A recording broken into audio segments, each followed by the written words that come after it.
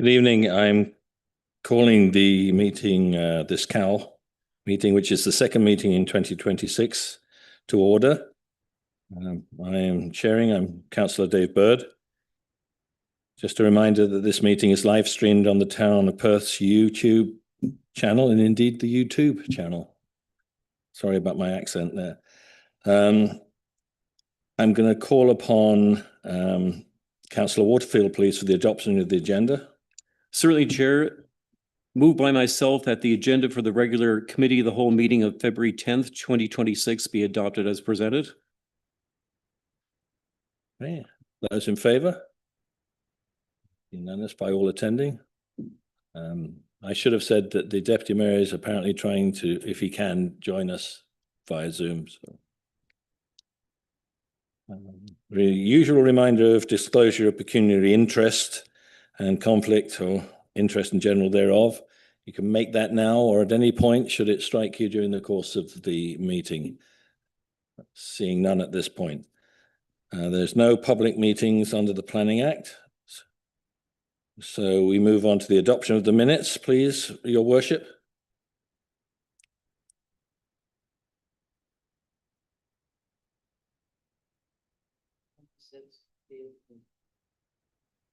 Any questions?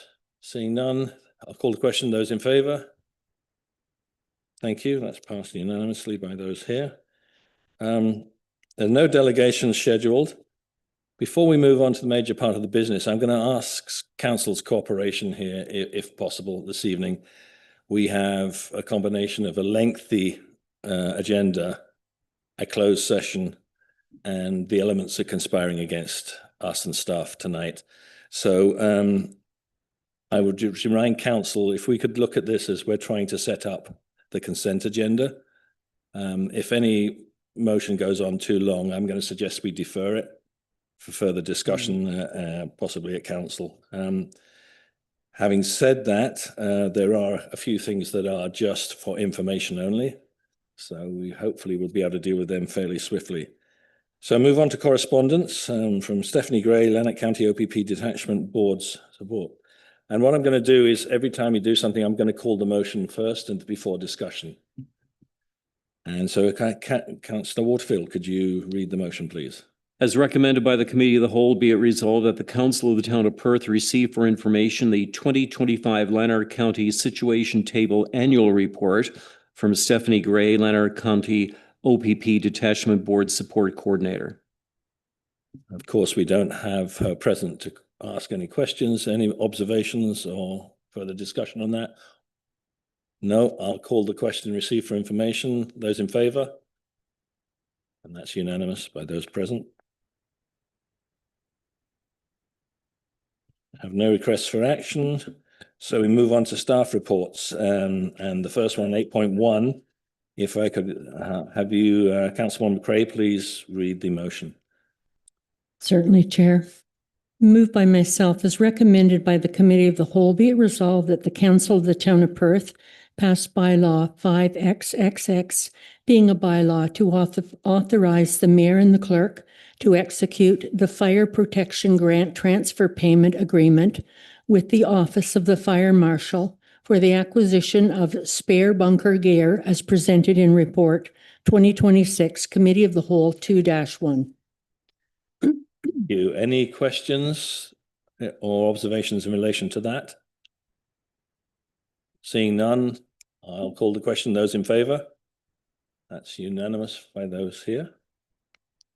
8.2, Perth Fire Dogs, and that is again you, Councilwoman McRae. Thank you. Moved by myself as recommended by the Committee of the Whole, be it resolved that the Council of the Town of Perth, number 1, support in principle the Perth Fire Dogs proposal to construct a roof structure over the existing outdoor court located at 1881 Rogers Road. Number 2, support the Fire Dogs fundraising efforts and continue preliminary planning, including engaging contractors and developing concept drawings. And number 3, direct staff to bring forward a detailed proposal, including engineering drawings and permits requirements for council consideration prior to the construction, as presented in Report 2026, Committee of the Whole 2.2.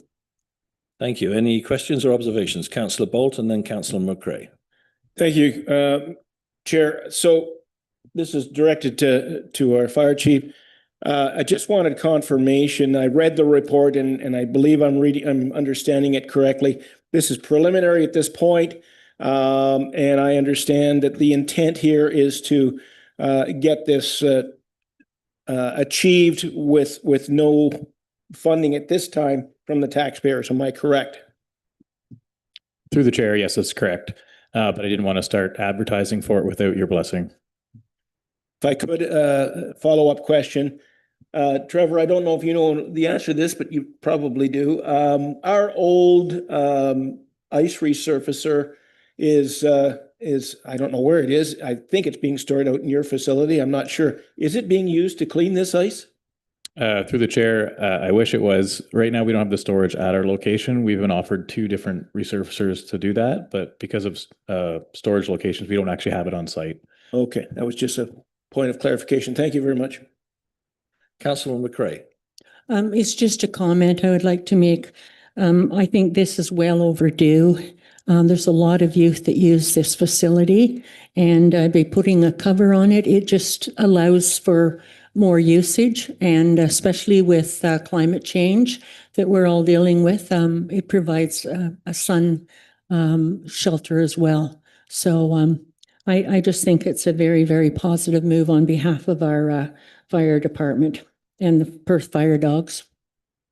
Thank you. Councillor Waterford.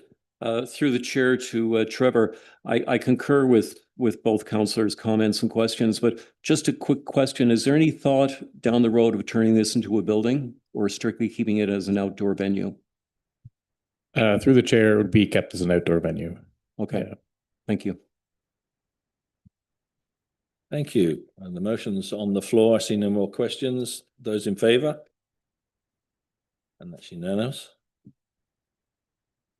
8.3, donation of out-of-service pumper, and that is again Councillor McCrae. As recommended by the Committee of the Whole, be it resolved that the Council of the Town of Perth, notwithstanding bylaw number 2009-4012, authorize staff to donate the out-of-service pumper to Pikangikum First Nation and to direct staff to work with the Independent First Nation Alliance to coordinate the transfer and delivery of the vehicle as presented in the report 2026 Committee of the Whole 2-3. Thank you, Chair. My question is directed towards Grant Mahan.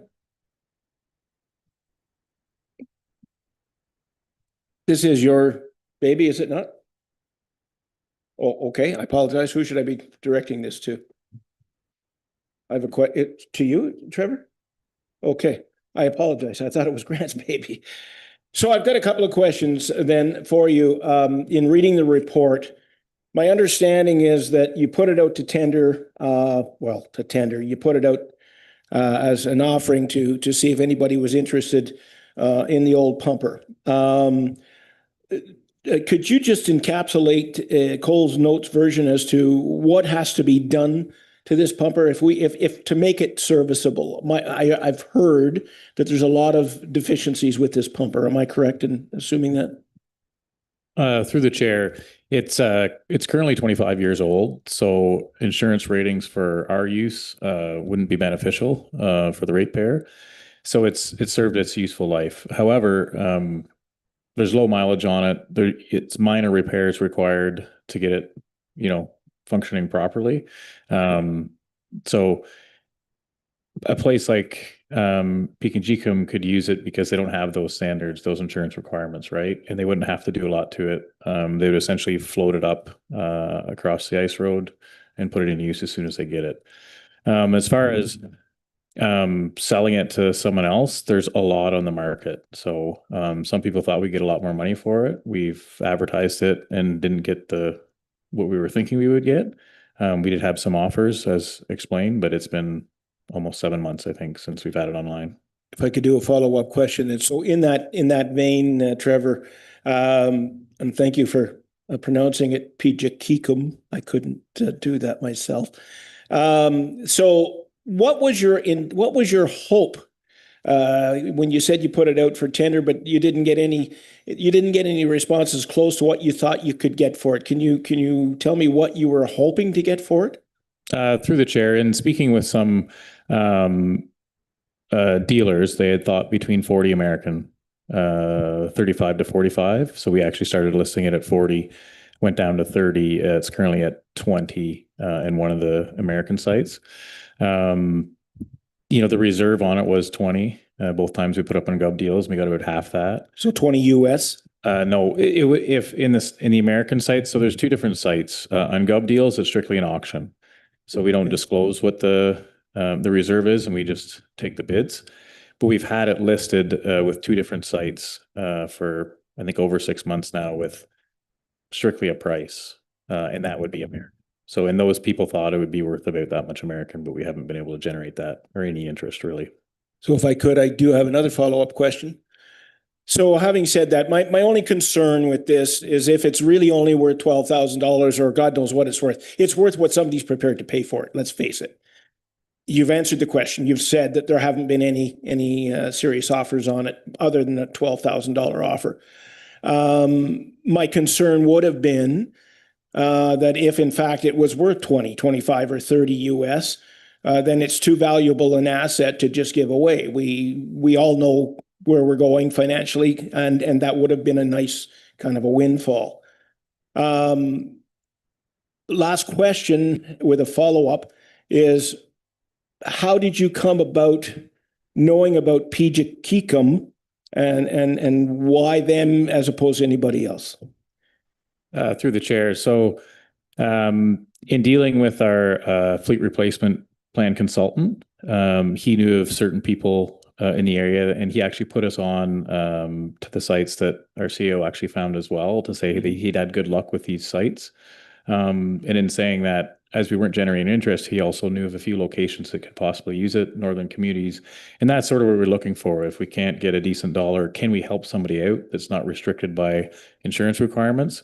And they got back to us with the Independent First Nation Alliance, who knew of this area, Pijakikum, who needed this and they need something quickly. And we thought, you know what, this would be a great way that we could help somebody out without actually costing us any money.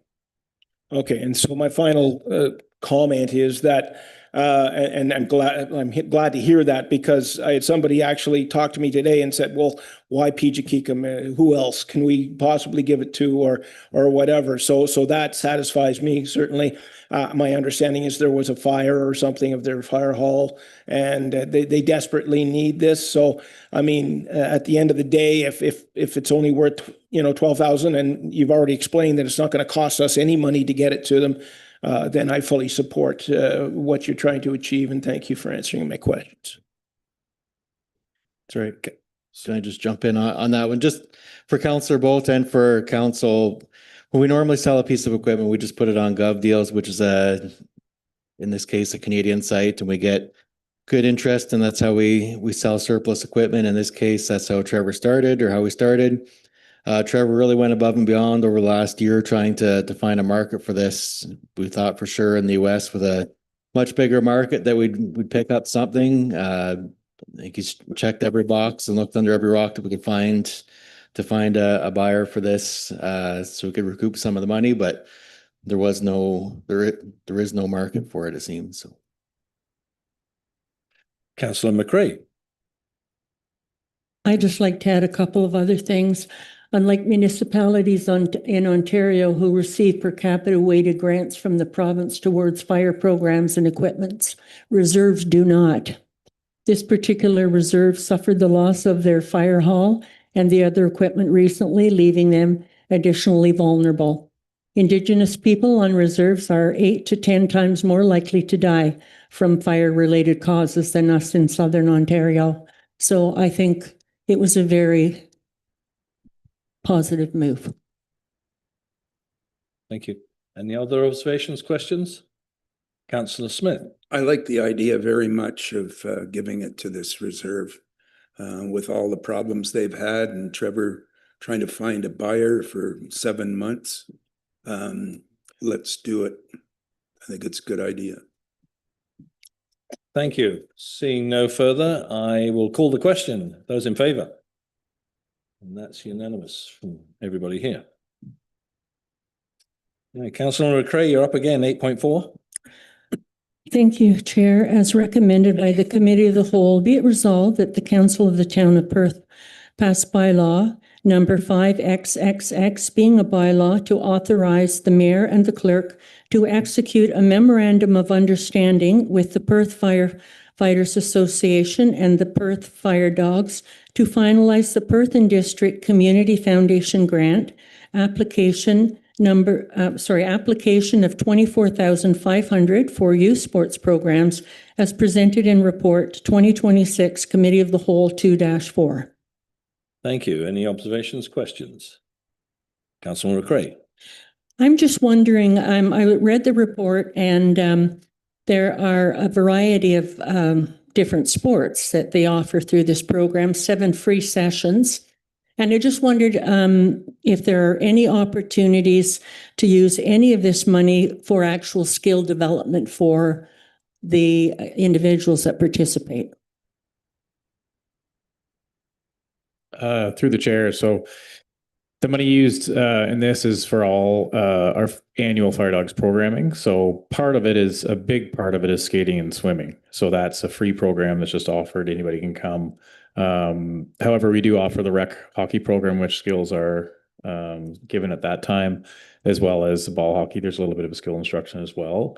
But the main intent is to keep the swimming and skating free and accessible for all members in town. And just one additional question, Chair, if I may.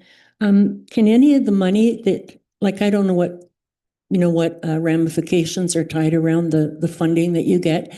I'm just wondering, are any of the monies allowed to be used for like supplies, repairs of equipment, like repairs of in facilities, for example? So essentially this, through the chair, this grant is technically for the operating of the Fire Dogs. So annually we provide a budget to the Community Foundation on what we're trying to achieve. And really what we're trying to achieve with this is that if this money can go towards our operating, then we can actually fundraise for capital. And i.e. the capital is the big one we're trying to do right now is that roof over the outdoor sports court. Yeah, that's why I wondered if you could use any of that money for the roof. No, and essentially it's giving us the ability to save for it. Yeah. Okay, thank you. Thank you. Any other questions, observations? I'll call the question. Those in favor? And that passes unanimously.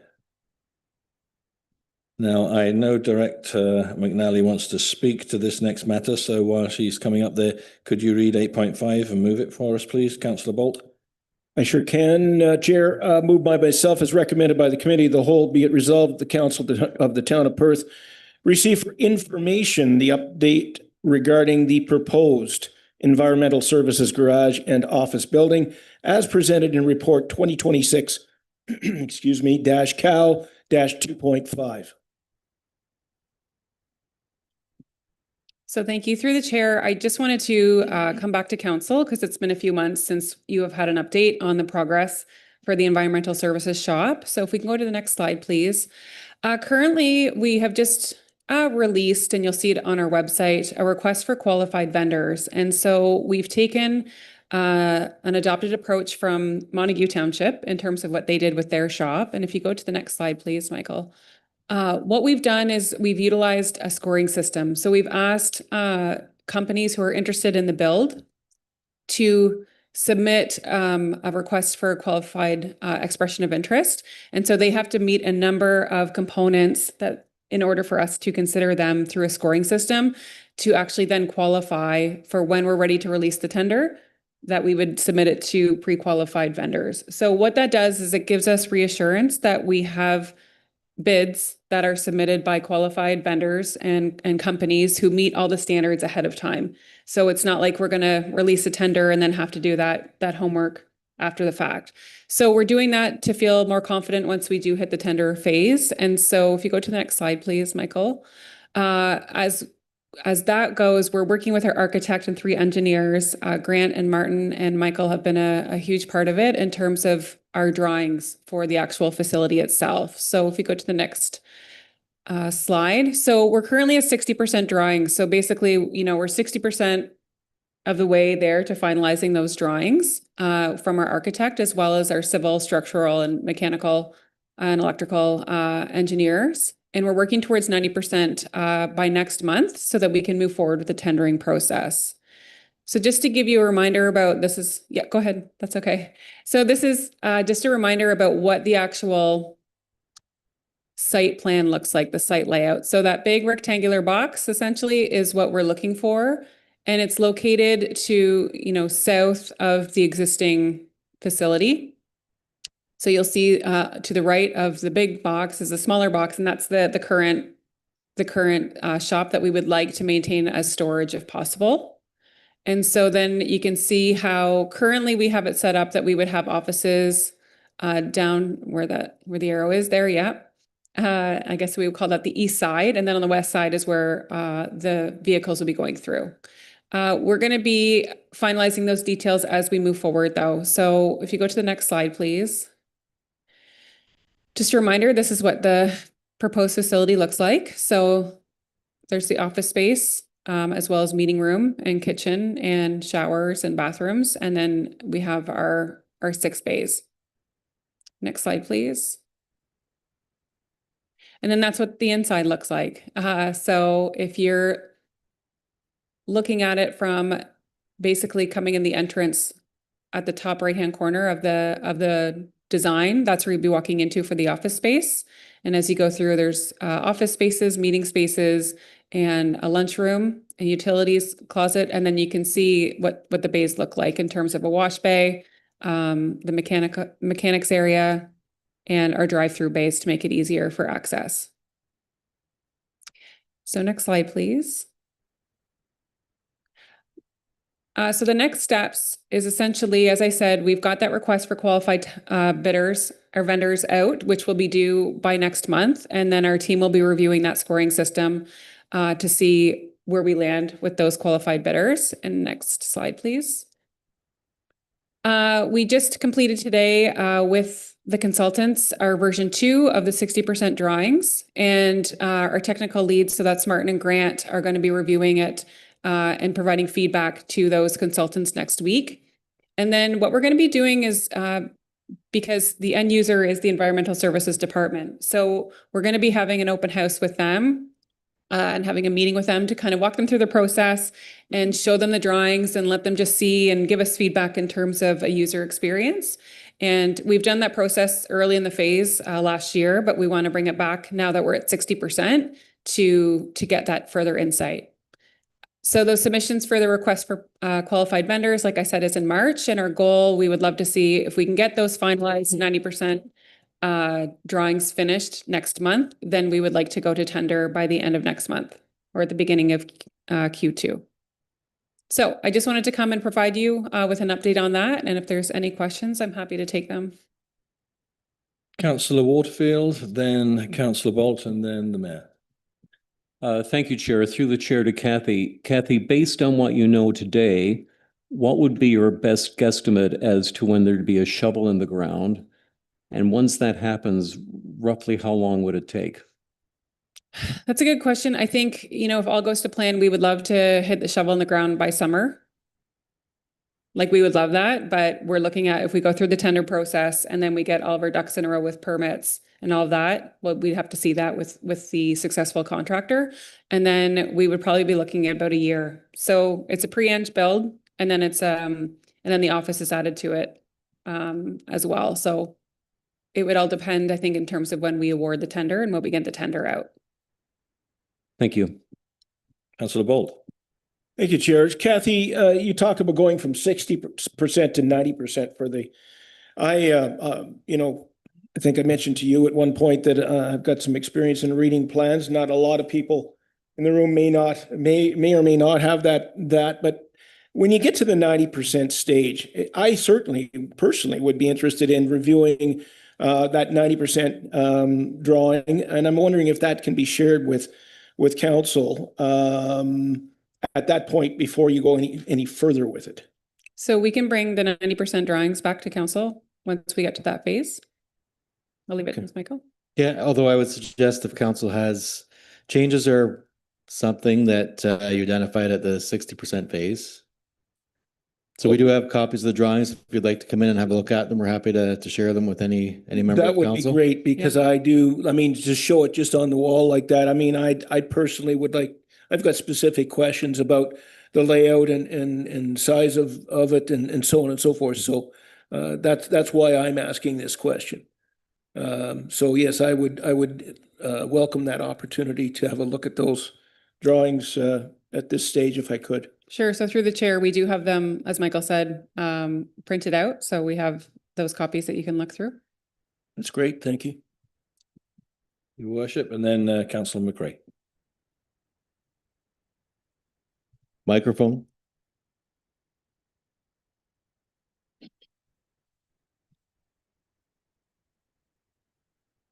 Two questions. Is there a proposed use for disposing of the old garage?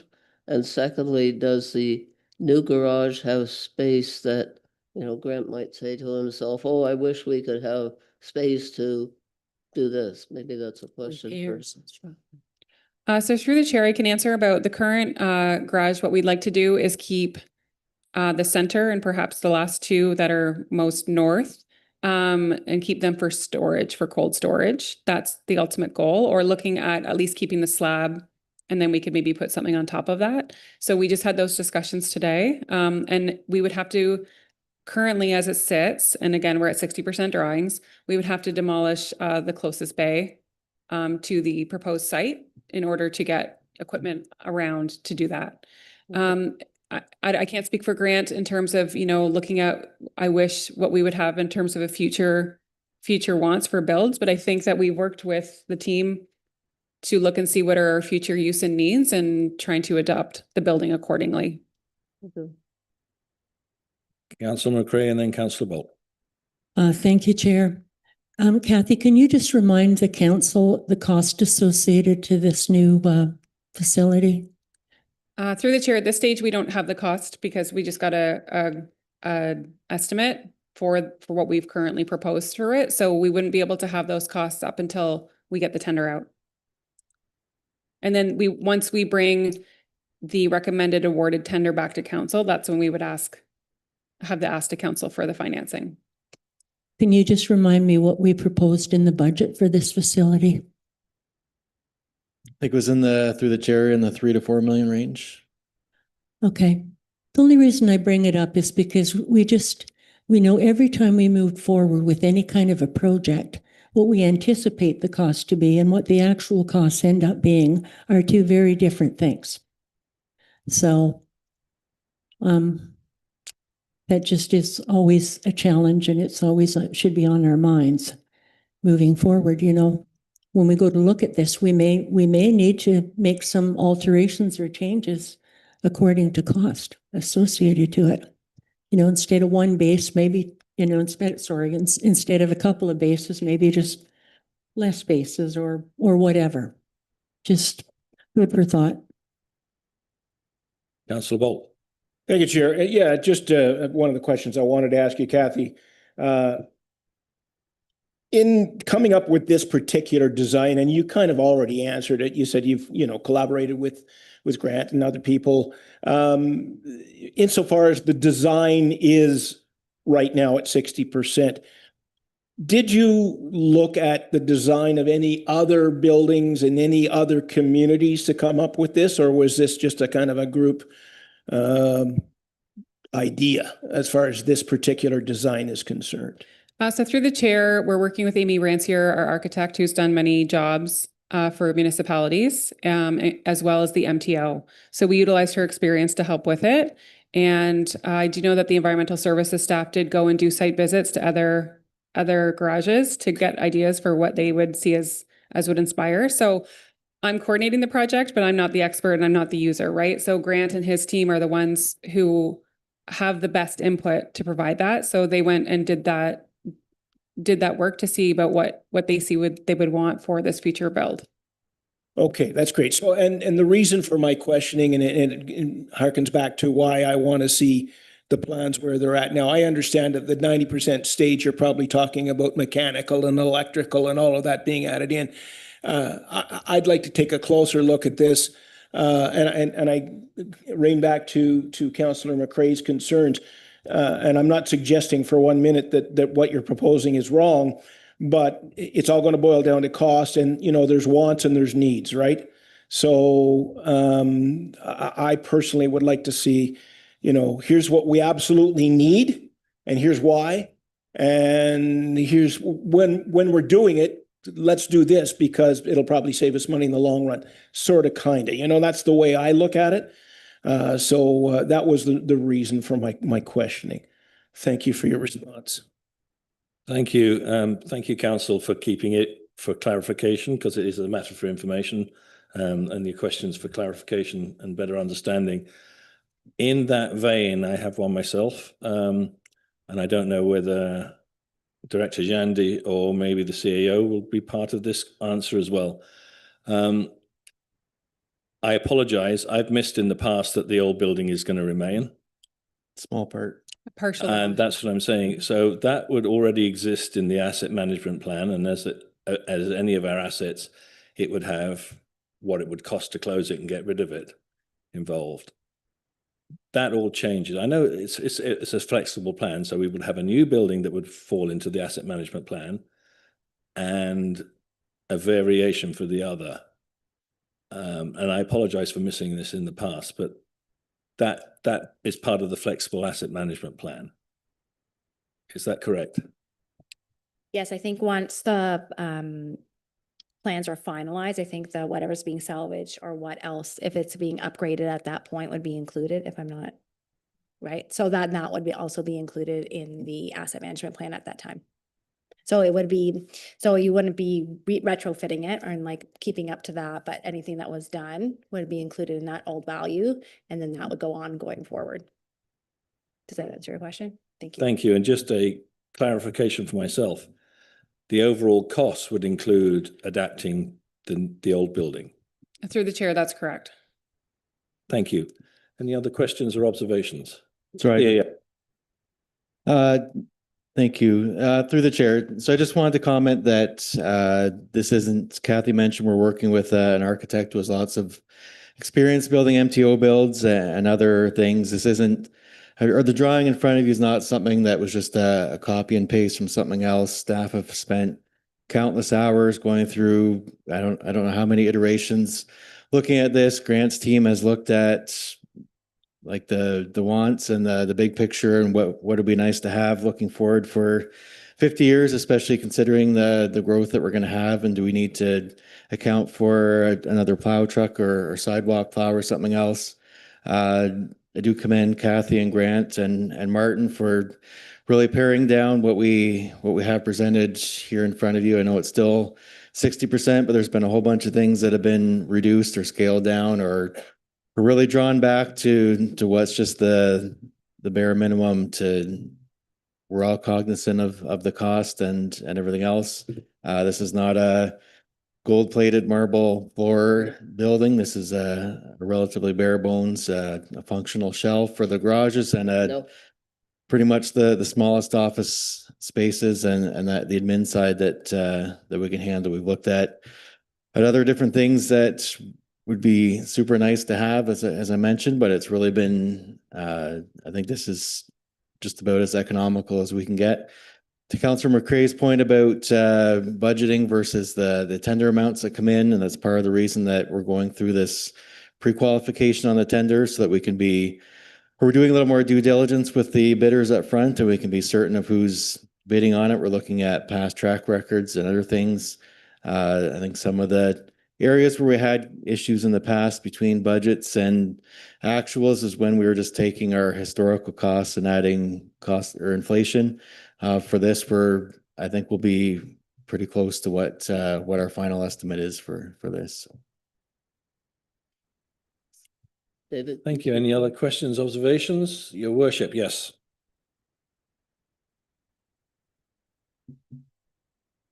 I'd just like to commend staff for proceeding so carefully and cautiously and inviting all the details, investigating all the details. This is a huge expenditure and we want to do things right. So thank you. Thank you. Right, I'll call the question, receiving this report for information. Those in favor? And that's unanimous by those present.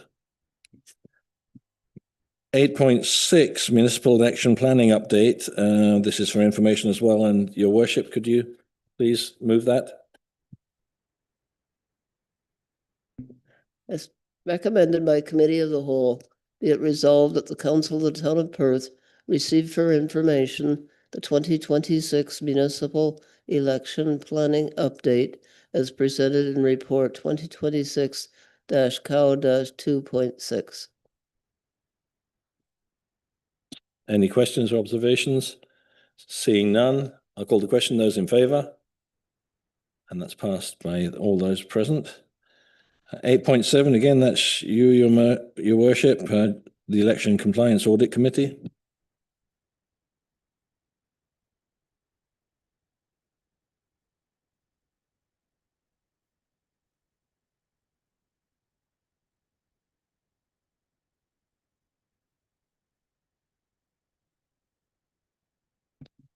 Eight point seven.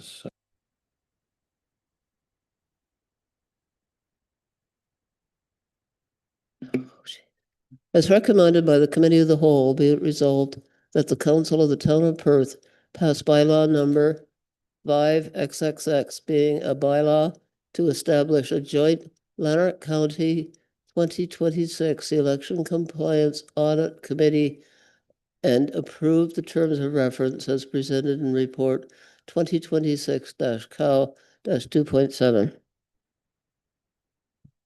Councillor McRae. This is just a question to Amanda. In reading this, I get the impression that every municipality has a representative on this joint Lanark County Election Compliance Audit Committee. Who selects the person that will sit on the committee? Is that something you do, or is there a striking committee set, or does the council decide, or how does that selection process happen? So just to clarify, it's not necessarily that there's a representative from each municipality that would sit on the compliance audit committee. It's that all of the municipalities in the county of Lanark, including the town of Smiths Falls, come up to create, it's a requirement through the Municipal Elections Act to have this compliance audit committee for the election, and it'll be for the entire tenure until the next election. And the clerks receive the applications and vet them to go through the best candidates suited, and there's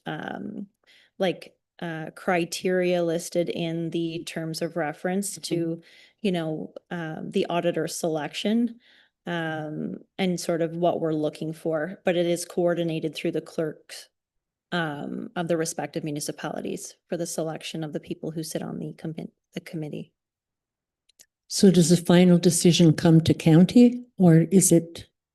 So they'll be vetted and a recommendation made, and then further we'll be bringing that back to each of our councils to appoint the members to the committee. Okay, thank you. Yeah. Anything further? No, I'll call the question. Those in favor? And that's unanimous for those present. 8.8 Recreation Facility Summary. That is for information, but also includes a direction to staff. So if you could kick that off for us, please, Councillor Bolt. I can, sir. As recommended, moved by myself, as recommended by the Committee of the Whole, be it resolved that the Council of the Town of Perth, 1, receive for information the Recreation Facility Summary 2025 report, and 2, direct staff to circulate the report to the neighboring municipalities of Tay Valley Township, Drummond North Elmsley Township, and Lanark Highlands Township for awareness of regional participation levels and ongoing service demand as presented in report 2026-COW-2.8. Thank you. Councilmember Cray, then your worship, and then Councillor Waterfield. So my question, Chair, to, I guess this would be to Kathy McNally, is once we've circulated the report to the neighboring municipalities, where do we go from there? So through the chair, this is an annual requirement that we do anyway because of our cost sharing agreement, and it will help us facilitate any future cost sharing discussions that we have for our existing recreation facilities. Okay, so in the findings that you have come up with, are there recommendations to council at this time as to what that might look like? Through the chair, in terms of cost sharing, we have an existing agreement that we have negotiated in the past that we continue on. So if we see any trends shifting, then we might revisit it. At this point, it's about the same as it is throughout the years. That being said, this will also help us, I think, for future discussions, which we'll hit on next about capital investment for any future projects that we may want to collaborate with our neighbors on. But I think what this exercise does is it really demonstrates that these facilities are well used and well loved. And also it's not just by the town of Perth residents, but by our neighbors as well, which is great and wonderful. And I think that's what helps enhance our quality of life. But the numbers do demonstrate that it is a regional need that's being met by the town of Perth. If I can just save you from being a broken record on this, the next item deals with some of the questions that you were starting to answer there. If that helps at all. Just one additional, and that is, this year we've had increases in all of our fees, and I would be interested to see how other municipalities are responding to those fee increases. Was this something that we will collect data on or information on or a survey on? Through the chair, do you mean for our existing contributing municipalities or for non-contributing? I'm talking about the other municipalities that use our services, our recreational facilities. So through the chair, so we have a non-contributing fee and a contributing fee. Yep. So what we do is we send out messaging to any current members just about the increase in fees. And then what we did is we looked at neighboring municipalities that had similar offerings, and we did an assessment in terms of what those fee increases would look like in comparison. In terms of feedback for fee increases, we haven't taken any or haven't had any discussions or conversations in relations to getting feedback on the fee increases, because at this point we're looking at our operational needs and facilitating the cost that it costs to operate the facilities, and for the capital investment that we have to keep doing for our aging facilities, and looking forward about how do we make it sustainable, and we have to do that as a portion through user fees. So we haven't done anything in terms of looking at getting feedback on any fee increases. Okay. Your worship. So, it's a very extensive report and very thorough. And one thing we all know that the townships have said, how much do we use it according compared to the people of Perth? And this is a rather graphic demonstration that the use of the people in the surrounding townships is quite extensive. So that's not a question. My question is, I read the report, but I'm not sure on this topic. You mentioned some of the facilities at Conlon Farm, like the splash pad, for example. Was there an attempt to document which municipality that people came from that were using those facilities? Through the chair, at Conlin Farm, so we have done the assessment for pickleball, tennis, soccer, and baseball. So we have those numbers and those reports. But when it comes to the splash pad and the playground and the pump track and the skateboard park, it's hard to identify, you know, who's really using it. We don't book the splash pad for private rentals because we just say it's for the public's use. But what we do say, if let's say a school reaches out and say they want to spend a day there, we'll put that in the public calendar just so that people have an awareness that there will be a large amount of users that day. But we aren't tracking the stats on that because it would be too difficult to do that without some kind of user registration database to help guide those numbers for us. Councillor Waterfield. Through the chair to Kathy, a comment. I realize this report has to be done annually because of the cost sharing agreement. I agree with your worship that it's a very extensive report, and I thank you for that. In my opinion, this really demonstrates that these facilities are de facto regional recreation facilities.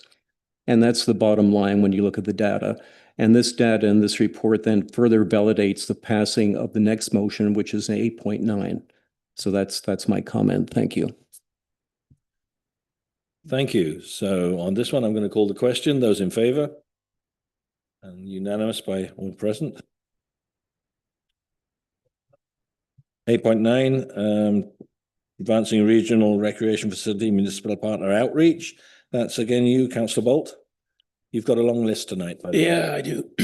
Moved by myself as recommended by the committee of the whole, be it resolved that the council of the town of Perth direct staff to 1, to formally engage with Perth's 3 municipal partners, Drummond North Elmsley, Tay Valley Township, and Lanark Highlands, to determine interest in jointly advancing a regional recreational facility, including a feasibility study, and 2, to utilize the existing one-time operating for facilities assessment to cover the town of Perth's share on a study to an upset limit of $40,000 as presented in report 2026-COW-2.9.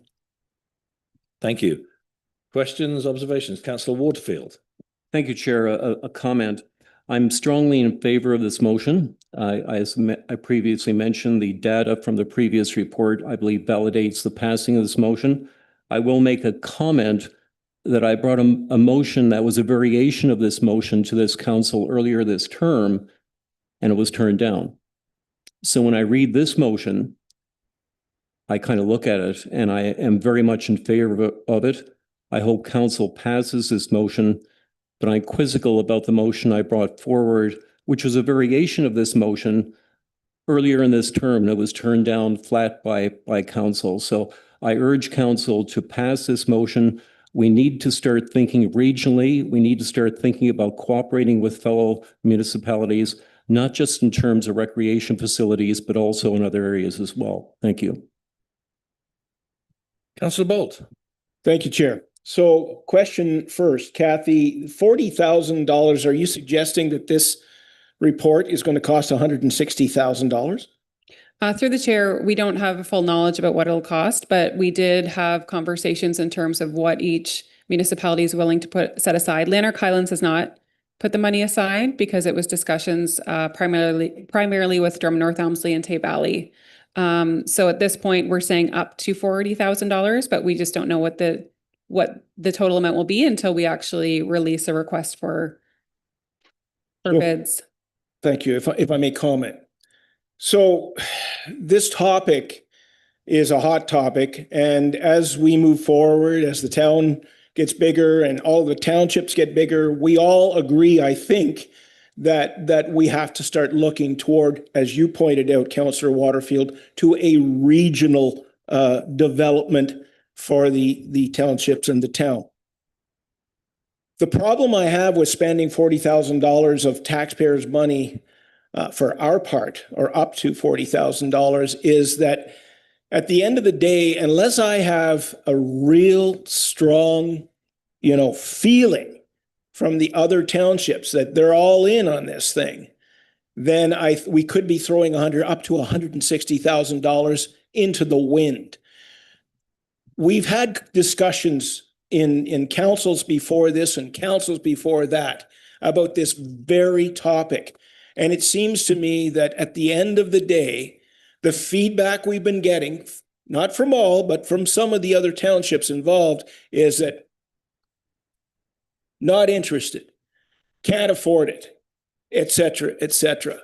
So my inclination or my thoughts are that, yeah, if we can all get together and if we can all agree that, yes, we need a regional facility, and yes, we're all prepared to carry the cost equally, regardless of what the survey says. We're all growing townships. The town's growing. We're all growing. So either we have to agree on a regional facility where the costs are shared by 4 different municipalities equally, in my opinion, then we're back to square one, where Perth is having to take on the bulk of the cost, and this town cannot afford that, as far as I'm concerned, not at this time. So my vote would be to vote against this unless we have some assurances that they're committed to going forward with this proposal. Yeah, the director will speak, possibly the CEO, and then Councillor Smith, Councillor Waterfield, and then your worship. So through the chair, I think Councillor Bolt, just to give you some reassurance that the 2 municipalities have set aside this money for the feasibility study. And I think it's really demonstrated their commitment to exploring what this could look like. And we know that if we want any chance of getting any kind of funding from the province, we have to demonstrate that regional collaboration. And so I think that we're hearing some positive notes from our partners in terms of what does that look like. And they know, like, the feasibility study is going to do that analysis for a cost sharing framework, for a governance framework. And so this feasibility study will allow us to do that homework and that deep dive for all the municipalities involved to feel confident in what that looks like. So I think unless this is our starting point, and it's a very early starting point compared to what Carleton Place and Smiths Falls are doing. And so I think that we need to push forward with this only because we do have that commitment and support from the other municipalities. So I do feel positive for that. Councillor Smith. Sorry, if I can just tag on that one.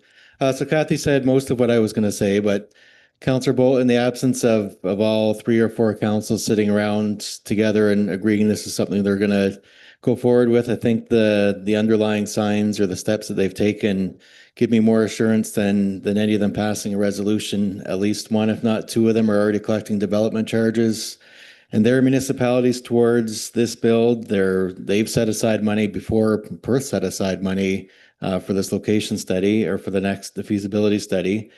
So to me, those are 2 of the best signs you can have. They're putting their money ahead of they're putting their money where their mouth is. They've committed before we have. So I know until the shovel's in the ground and people are coming with checks, there's no firm guarantee. But as Kathy said, anytime we've gone to delegations and to ministers, which we have countless times, they ask, do you have partners and do you have drawings or do you have a location study? And we keep saying, no, we don't have drawings. We have a napkin sketch. So if we want money from others, we know we can't afford this on our own. This is an important step in that process. Can I come back to you, Councillor Bolt? Councillor Smith? I just wanted to point out that there are 2 parts to this, part 1 and part 2. And if you read part 1, it covers it totally. It reads to determine interest in jointly advancing a regional recreation facility, including a feasibility study. Thank you for that. And Councillor Waterfield?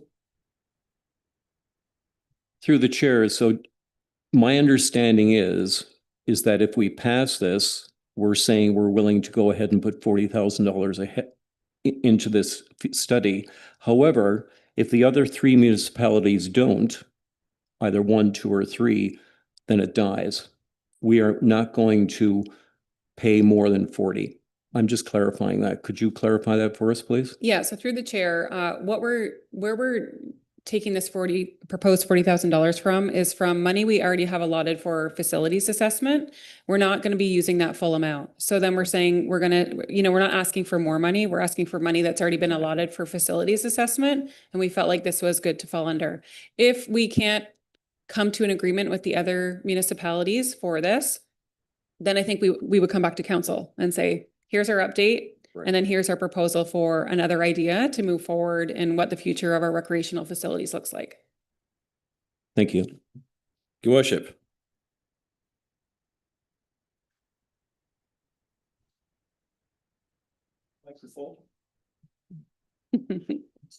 I like this report because it's very systematic and well documented.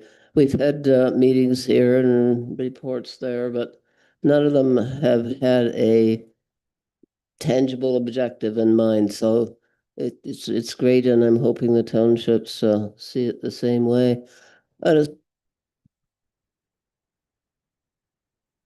You off.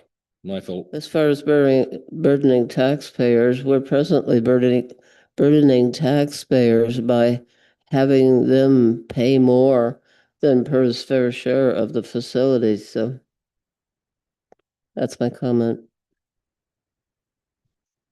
Just before, as chair, just before I come to Councillor Bolton, Councillor McCrae, can I just ask a question for clarification, which may help here? Councillor Waterfield has covered if any one of the others do not participate, then it's moot. I think, is it fair to say that what we're trying to establish here is where we move forward recreationally for this town? Because if we're not going to get cooperation at the early stages, it's unlikely we'll get it in relation to anything else. And the current, and I've asked you this question before a number of times in council, I'll ask you it again. The current situation is, in effect, is that we get payments from the other townships to offset operating costs. And the burden of the building is really on us. Is that correct? Through the chair, that's correct. We've switched the cost sharing agreement somewhat so that it covers perhaps less of the operating, but then incorporates a bit of the capital, but it's 1-for-1. And with the increased cost that we have to maintain the assets from a capital investment, it's continuing to increase. Thank you. Yeah. So really, by moving this forward, would this be fair for the CAO's position? That we're trying to establish where we're going to move forward, and this is the first positive step to making a decision on what that future looks like. Is that fair? Thank you very much, Councillor Bolton and Councillor McCrae. So, Chair, you make a very, very good observation there. And we're talking about multiple things here. We got a lot of balls in the air with this topic because, number one, we're asking for a feasibility study to determine, the ifs and the ands and the wheres and hows of this facility that would be shared by 4 townships. On the other hand, I would hope that feasibility study would also identify the cost sharing and making it fair for all, but by the same time, not burdening any one of the 4 in this particular case any more than the other. You alluded to the fact that, we bear the brunt of putting a new roof on facilities or putting in a new condenser or whatever in all of our buildings. Let's face facts here. That as far as our pool, and this has been stated numerous times, as far as our pool is concerned and as far as our rink is concerned, they're unlimited. We've got limited time left with them. Otherwise, we're just throwing money into the air, or we're trying to fix an old car that's not worth fixing. So I think that the most important thing here is that the feasibility study, if we all agree, if all 4 of us agree that we're going to throw some money at a feasibility study, and I get it, if you go to the trouble of doing that, and now you're going to start knocking on the door of government for some help here, they're going to say, okay, you got your ducks in a row. We got 4 townships here. We got X number in population. Yeah, let's help them out. I get that. But that has to be ironclad when we come out of this feasibility study, that if we get to the next step, that we're all committed and to what amount of responsibility. And insofar as the maintenance of this facility, who's going to bear the cost of that? Is it going to be shared equally, or is there going to be a 60, a 30, a 20, and a 10? Like, that's what concerns me here.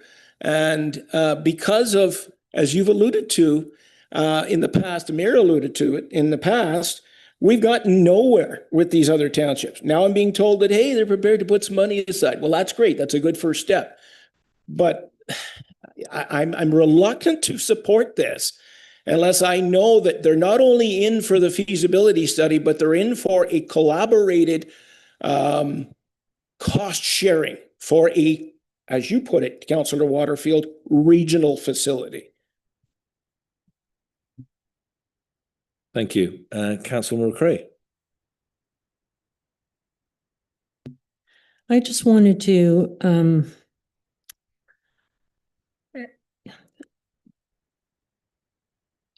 we need this facility really bad in this region. As our community grows, it's going to be imperative that we have a regional facility that is going to service and provide recreational services for young families that might be considering moving to this area. I concur with Councillor Bolt. I think in a lot of ways, Perth has unfortunately paid the lion's share. And as we move forward, we have to be extremely careful that we don't history doesn't repeat itself and we don't continue on that venue. It has to be shared equally amongst those that are using it. That's all I have to say. I'm hoping that we will move forward with this because as we grow, this is an attraction. This is what will bring people to our community, are the recreational services, those special encounters they have with their families. Just a reminder procedurally before I come to you, Councillor Waterfield, that if this is not a unanimous decision on this particular vote, we readdress it at council. If everybody wants to bear that in mind as far as having further thought or consideration or individual conversations with staff. Councillor Waterfield. Through the chair, simply a comment. I've been listening to my colleagues quite carefully, and again, I go back to my original comment. I strongly support this motion. To me, if the other three municipalities are willing to put $40,000 out of their budget into this feasibility study, that's a signal to me that that municipality is serious about studying the opportunity and moving ahead in terms of the vision of eventually building and creating a regional recreation facility, which we all agree we need. In terms of details around maintenance and so on and so forth, that certainly would be part of the study, and that sort of detail would be addressed later on down the line. So I'm quite confident if there's $40,000 coming from each municipality, they're serious. Let's work together. Let's work as a region to build this center. Thank you. Councillor Bolt. Just a final comment to that comment, and I'm not. I mean, I agree with you, Councillor Waterfield, and we keep saying 40,000. We're saying up to 40,000. I always find consulting fees and feasibility studies way too expensive. But having said that, I think Tay Valley, was it Tay Valley, Kathy, that said that they were not 100% behind this, or? No, through the chair, they've set aside that funding according to the So treasurer. all three have now agreed to it? So Tay Valley and Drummond North Elmsley have confirmed that they have that money set aside. Lanark Highlands is completing its own facilities assessment of all of its facilities, including its arena. And so we've had just preliminary discussions, and Michael and I are meeting with them in 2 weeks to have further conversations. Just a reminder too, our recreation master plan incorporates all 4 municipalities, and this was part of it. So we're not positive in terms of what Lanark Highlands is willing to invest, but at the same time, I think we first have to talk with them about what they foresee for their future of their facilities, and then we go from there. So having said that, I would suggest that if Lanark Highlands Township says, no, we're not interested, then okay, you're out of the picture. And if we build a regional facility, you're not going to be able to use it. Yeah, they'd be paying non-contributing fees. And so to that to my point then, as long as we've got 100% participation by the proponents that have been discussed, and if Lanark Highlands doesn't want to have anything to do with it, then we're down to 3, then I'll support the motion. But if there's any wavering otherwise, obviously, as you already stated, Councillor Waterfield, or questioned, this thing dies. Okay, I'm going to call the question at this point. Those in favour of the motion as it's been read. Thank you. That now becomes part of the consent agenda. To underline the point of what we've just been discussing, can I ask you to move 8.10, please, Councillor Bolt? Before the night's out here. All right. 8.10, moved by myself, as recommended by the Committee of the Whole, be it resolved that the Council of the Town of Perth authorize the Director of Community Services to submit a grant application to the Ontario Trillium Foundation Capital Fund to an upset limit of $200,000 to fund the replacement of the indoor pool's 2 boilers as presented in Report 2026-COW-2.10. Any questions or observations? I think we've, Councillor Bolt. The question is if we don't get this grant, how long are these boilers going to last? So through the chair, we already have it in our capital budget for this year to replace one of them. And the cost is only about $25,000 each, but you can apply for up to $200,000 for the grant. And so we're actually getting an assessment from Ottawa Pool Works just to determine what are some other mechanical elements that we could incorporate into that grant application.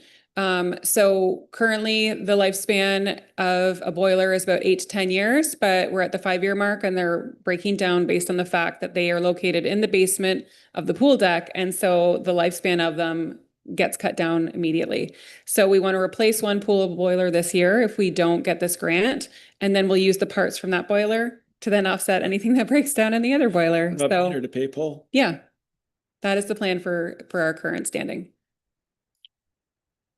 Any further questions, observations? Call the question. Those in favour?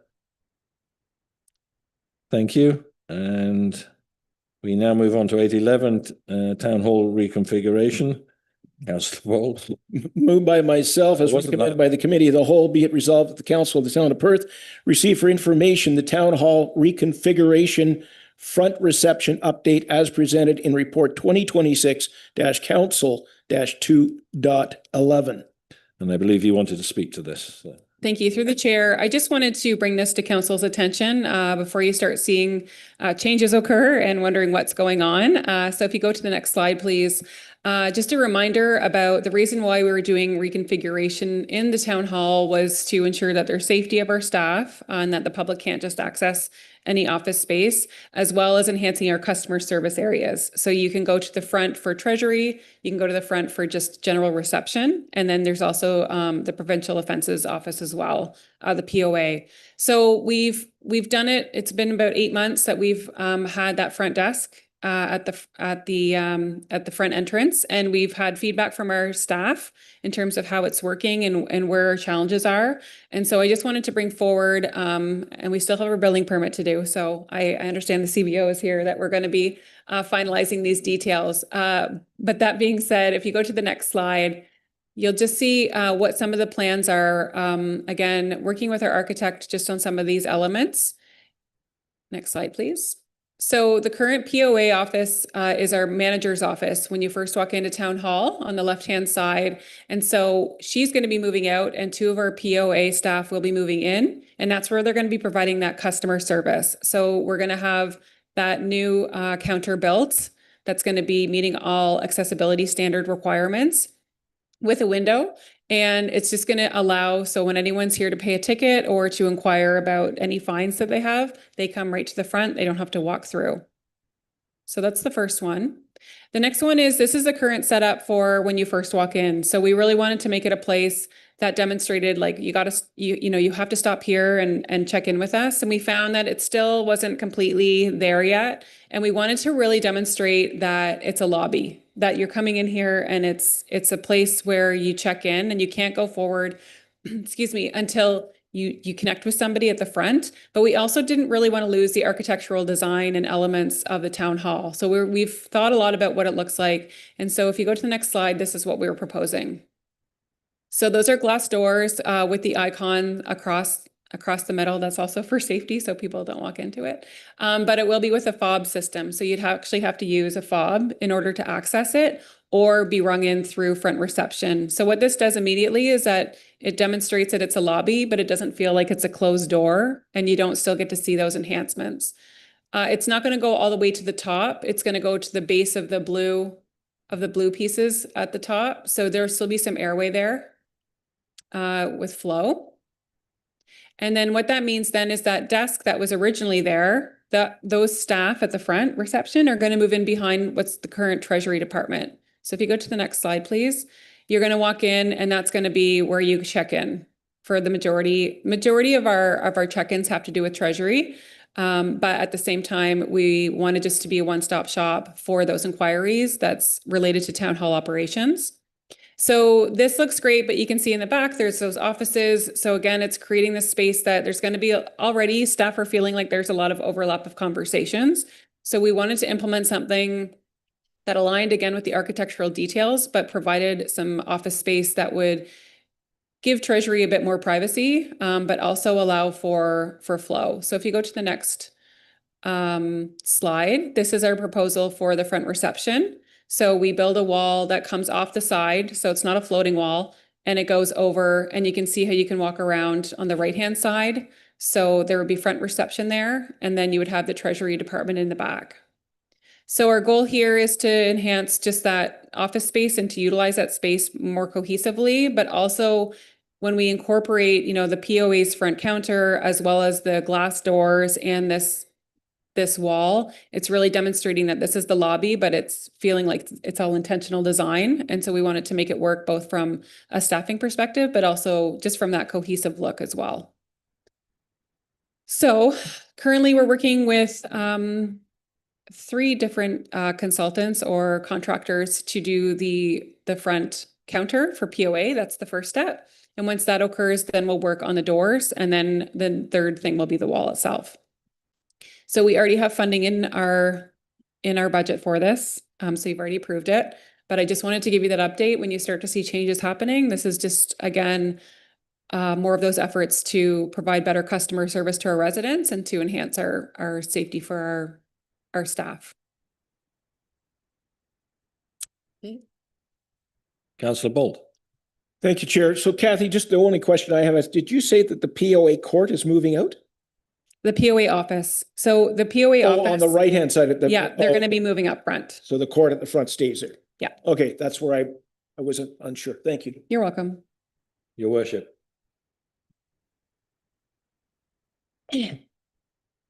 Excellent idea. Something that comes up quite often at hospital board meetings is the safety of staff, and there are certainly staff that are physically attacked. My question is that the glass door there, is it lockable? Yeah, so you can't walk in unless you have a fob. Like that's going to basically allow you access to open it unless we open it ourselves. Thank you. You're welcome. I've got a quick question, if I may. So it's almost, if I can oversimplify this, we literally have a reception area. And would that be a dedicated staff member that we already have on staff? Because at the moment, I know people running back and forward from their other duties to deal with things at that counter. Is part of this improving how we utilize staff and allowing staff to carry on with their own specific duties? So through yourself to answer your own question, I guess there's 2 parts to it. One's the physical changes, which Kathy's gone through. Then the second is that operational flow. As you're aware, we're in the process of recruiting a new deputy treasurer and what the finance staff looks like.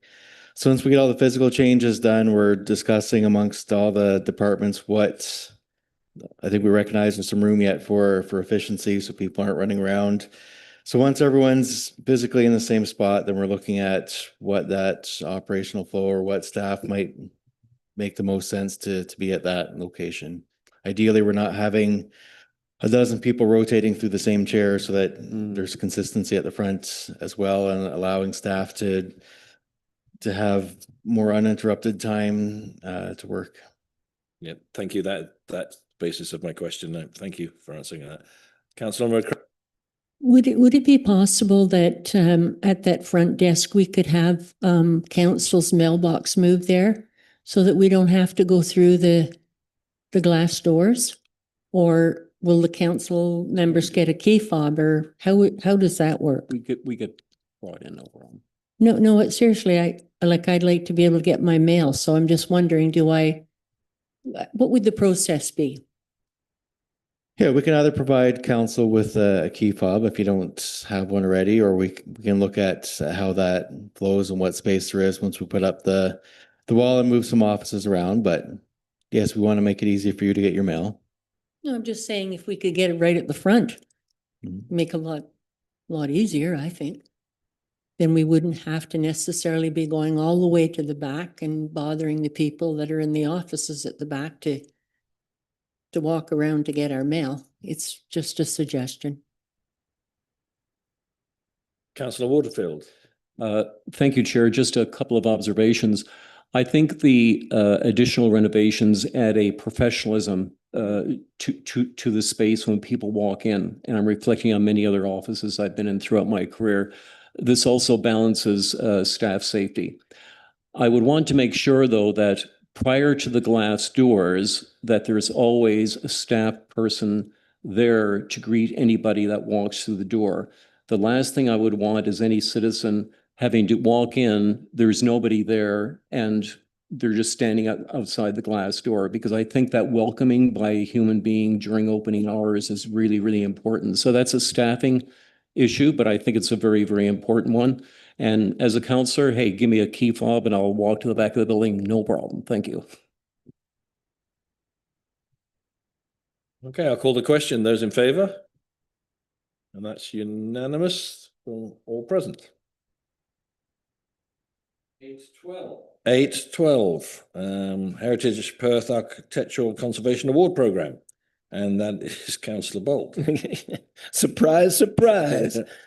Moved by myself as recommended by the Committee of the Whole, be it resolved the Council of the Town of Perth approve the recommendation from the Heritage Perth Advisory Panel for Sean Thompson as the recipient of the Heritage Perth Architectural Conservation Award, Category 4, Heritage Craftspeople for 2025, as presented in Report 2026 Cow-2.12. Any comments or observations? I'll call the question. Those in favour? Unanimous by everybody here. 8-13, Councillor Bolt, Town Communications Update. Moved by myself as recommended by the Committee of the Whole, be it resolved the Council of the Town of Perth receive for information the Town Communications Update 2025 Summary and 2026 Communications Goals as presented in Report 2026 Cow-2.13. Any questions, observations? Councillor Waterfield. Through the chair, I've read the report and I remember when we as a council did not have a professional communications person on staff. And I was not on council then, and I was sitting back there and I remember that discussion. And the difference with our communication is like night and day. So congratulations to you and to Crystal for what I think is an outstanding communication strategy. An observation. I note that within the documentation, there's no advertising in our local newspaper. And coincidentally enough, I was shoveling my snow in front of my house just last week. Somebody stopped me and asked me about that. And I would classify that person as a young senior citizen. And about 2 weeks before that, coincidentally, I was in a local coffee shop and somebody made the same comment. So while we are in the age of the internet and digital communication and so on and so forth, there are people that do not go on the internet. And I know that we do have the quarterly the loop coming out quarterly, and I know that we've released 39 press releases, so it's up to local media as to whether they use them or not. But you know, there are people that do not go to the internet. And while 2 people out of 6,500 is a pretty small percentage, I think there's room within our communication strategy to consider having some advertising in our local paper. People like the local paper, they like to have it as a reference. And if we were to have some advertising there, I think that those that do not use the internet could find that to be a helpful opportunity to get communication from the town. So just an observation. Director McNally, I have to apologize to you. I rudely didn't give you the chance to do your presentation. I think you have one for this. Oh, that's okay. I think the presentation speaks for itself. So if there's questions, then I can add them. I will say we do, through my own department, through tourism, because every department can utilize what they'd like. But through tourism, we do utilize print media. So we use Hometown News, and we use which has a wider grasp to promote our events. And then we'll use Edible Magazine, and then we'll also use I'm blanking on the newspaper from Almont, and it'll come to me probably at about midnight tonight. So we do utilize print media from that standpoint for specific promotions. Just a follow-up comment, if I may, Chair. That's really good to hear because, you know, as I say, certainly we're in a digital age, we're using the internet and so on and so forth. But I think that within our strategy, having part of our communication strategy for paper-oriented media, I still think it's important even in 2026. So I'll leave it at that. Thank you. Councillor Bolt. I'd just like to echo some of those comments in the sense that in the past, and certainly even now, I am one person that does look forward to, I used to call it the local rag, but anyway, read the local newspaper. But that said, I think it all boils down in this day and age with the various platforms we have for disseminating information. It all boils down to cost. And I think that maybe my comment would be, well, if we're going to support our local newspaper for all the reasons that Councillor Waterfield stated, then we have to say, all right, where do we cut? Or would we get more bang for the buck if we did, maybe do a little bit more of reporting through the newspaper? We all remember where we had the weekly, page in the previous ownership of the newspaper, and I think that was well served. That well served the public.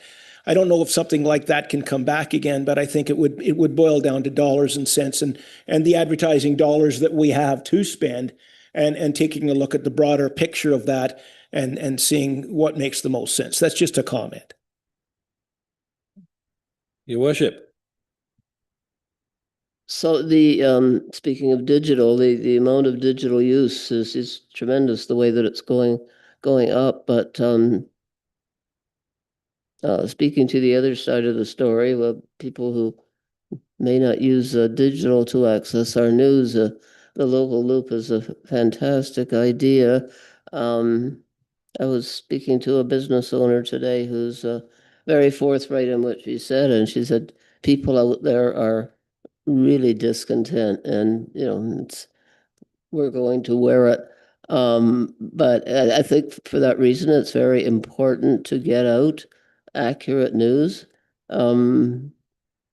So, oh yes, when would the local loop be coming out? And secondly, you had talked in the past about detailing council's accomplishments during the previous year, and of which there are many. So when might that happen? So we'll be getting, through the chair, we'll be getting that out by April 1st for that first edition. We got a second quote for a local printer, and it was much more economical, which we were really happy about. So we're just finalizing some of the design details for it, and then our goal is to bring it out by the beginning of the second quarter for this year. Thank you. I'll call the question, receive that for information. Those in favour? That's unanimous by everybody here. 1814, last one. Promise you, Councillor Bolt. That's good because As recommended by myself, as moved by myself, rather, as recommended by the Committee of the Whole, be it resolved, the Council of the Town of Perth authorize the Director of Community Services to submit a grant application to the Rural Ontario Development Grant Program, otherwise known as ROD, to an upset limit of $50,000 as presented in Report 2026-COW-2.14. Any questions, clarifications, observations? Councillor Waterfield? Through the chair to Kathy, when I read the report, there was a reference to, if we get the grant, distributing materials at economic development events or trade shows. Could you expand on that, please? Sure. So through the chair, that would mean if we were at any kind of events. So for instance, the BIA is going to the Ladies Show later this year. So if there's anything that we can have that would help supply that, then we would be able to provide them with those copies. Thank you. So I realize that there are staffing implications and there are budget implications, but I really think economic development is a key driver in terms of our future success as a town. And I think from an economic development point of view, we can't just be reactive. We've got to be proactive and get out there. And when it comes to industry or sector-specific events or conferences and so forth, the more we're out there speaking with these people to convince them to come to our town, to build, to work, and so on and so forth, the better. So we need to go beyond just distributing materials. We need to have staff people there talking about the good news of our town. So the more we can get out to these sorts of events with personnel and connecting with influencers, the better. So that being said, I know the reality is that there's only so much dollars in the budget and so much time in terms of staff, but the more we can take advantage of those kinds of opportunities, the better. Thank you. Councillor McRae. Thank you, Chair. In this actual grant, is there an opportunity for there to be some staff enhancement incorporated into that 50,000, or is it strictly money for things like the International Women's Show at the EY Center? Or how is it broken down, Kathy? So through the chair, you can utilize the grant in a number of different ways, and one of those could be through hiring of someone. So the ROD grant comes out 3 times a year, and the town of Perth was successful in its most recent ROD grant application. So we are able to hire somebody to do a business retention and expansion program, and we'll utilize some of our own funding dollars, like some of our own allocated one-time operating that we have. So we'll hire someone to do that. So we can utilize the ROD grant to do that, but then we have to match 50%. So that's the catch. Thank you, Councillor McRae. So if we are successful in this grant, where do we anticipate getting the other 50,000 from? It's a great question. So through the chair, we would utilize our existing consultant fees that we have for $6,000 through our tourism and economic development budget line item. And so we're saying up to 50,000 because that's how much you can apply for the grant. That doesn't necessarily mean that we're actually going to apply for that amount of money. I'd just like to share one other thing. I've thought for the longest time, you know, we have a representative on the BIA, Nancy Wing, who, you know, does all kinds of work for the BIA. And if we could even have somebody 1 day a week to work in the area of economic development and support Kathy, it would make all the difference in the world. I'll just give an example. I had a chat today with one of the members of the BIA, and if you drive down our main street, there's a lot of things happening. A lot of businesses leaving, a lot of businesses moving. And one of the questions that was asked of me was, does anyone ever go and talk to the businesses that are leaving and have like a little exit interview? Or new people that have moved into a business, does anybody go and kind of welcome them and give them the, you know, the general information about the town? So I don't know, we've got to get our heads around this economic development. Your worship. On the topic of economic development, I know that it's come up at this table previously about hiring someone specifically for economic development. So be curious, I asked the mayor of Carleton Place, because they certainly have had a lot of economic development, new businesses and so on, and asked if they had a person dedicated to going out and beating the bushes and looking for opportunities. And he said, no, they don't. The council is actively um, been negative on that idea. What has happened is that there are business owners, say one who faces Highway 7, but they also own the land behind it. They are the ones that have taken the initiative to bring in no businesses. So I think we should be careful about hiring somebody to pursue economic development, because it might not be the way that it happens. Okay, I'm going to call the question on receiving this one. 814, those in favor? That is unanimous by all here. Drinking water financial plan. As recommended by the Committee of the Whole. Where am I? As recommended by the Committee of the Whole, be it resolved that the Council of the Town of Perth, 1, pass bylaw number XXXX, being a bylaw to adopt a 10-year financial plan for the town's drinking water system as prepared by Watson and Associates Economists Limited, and 2, direct staff to advertise the availability of the drinking water financial plan to the public. 3, direct staff to submit the 10-year financial plan to the Ministry of Municipal Affairs and Housing and the Ministry of Environment and Parks to fulfill the requirements of renewing the municipal drinking water license as presented in report 2026-COW-2.15. Director Mahan, would you like to kick things off there, or do you want to wait for questions? Mr. Chair, I think I should take a leadership on this one and provide an overview because there's a number of questions. Tonight, I'm here as the operating authority representative formally, and you as owners of the drinking water system, not only as councillors, but individuals who are legally responsible for this process. So that's why I would prefer to highlight and get in front of the questions.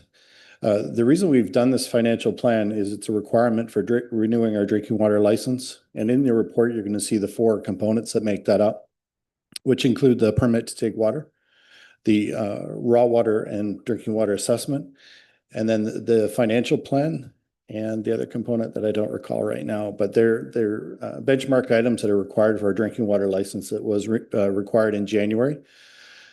We engaged Watson Associates to perform this financial review. This is to serve as a report card and as a visioning document for the next 6 years. It's mandated in the process that's for 6 years.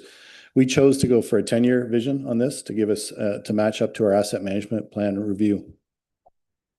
The reason this is before you, as you've taken my training sessions in the past, Commissioner O'Connor in the 2002 made a requirement that financially the drinking water system has to be self-sustaining. So no matter whatever operations take place, it's deemed that the drinking water system is a priority for our municipal operations, and staff and the operation authority should have all the tools and financial resources it needs to keep the public safe. There were 4 key components in my report that were outlined, and it's built on the components of the asset management plan, the financial records of the municipality, and then operational decisions and policy that we have in place in the drinking water system itself. And that's rolled into this financial plan. This financial plan tonight was not endorsing rates. All it is giving you guidance for future decisions. And out of this, a rate study will develop. Not in the short term, but this will be the financial document that provides that for the rate study. So I want to be clear, you're not setting the water rates tonight. You're receiving this financial overview that will give you the tools and the decisions and the future of the drinking water system to ensure its safety. Councillor Bolt and then the Mayor. So Grant, this 10-year plan isn't a requirement as a result of the Walkerton inquiry. This is just a general, I mean, I know we're required to do a report for 5 years at a time, but to go to 10 years, that was your decision. Is that correct? Through the chair, it's a 6-year mandate. It's Or a- six, I'm It's a sorry. 5-year renewal. It's a 6-year lifespan, but we chose because we had all the information with us to go to a 10-year plan. So you mentioned in your report here,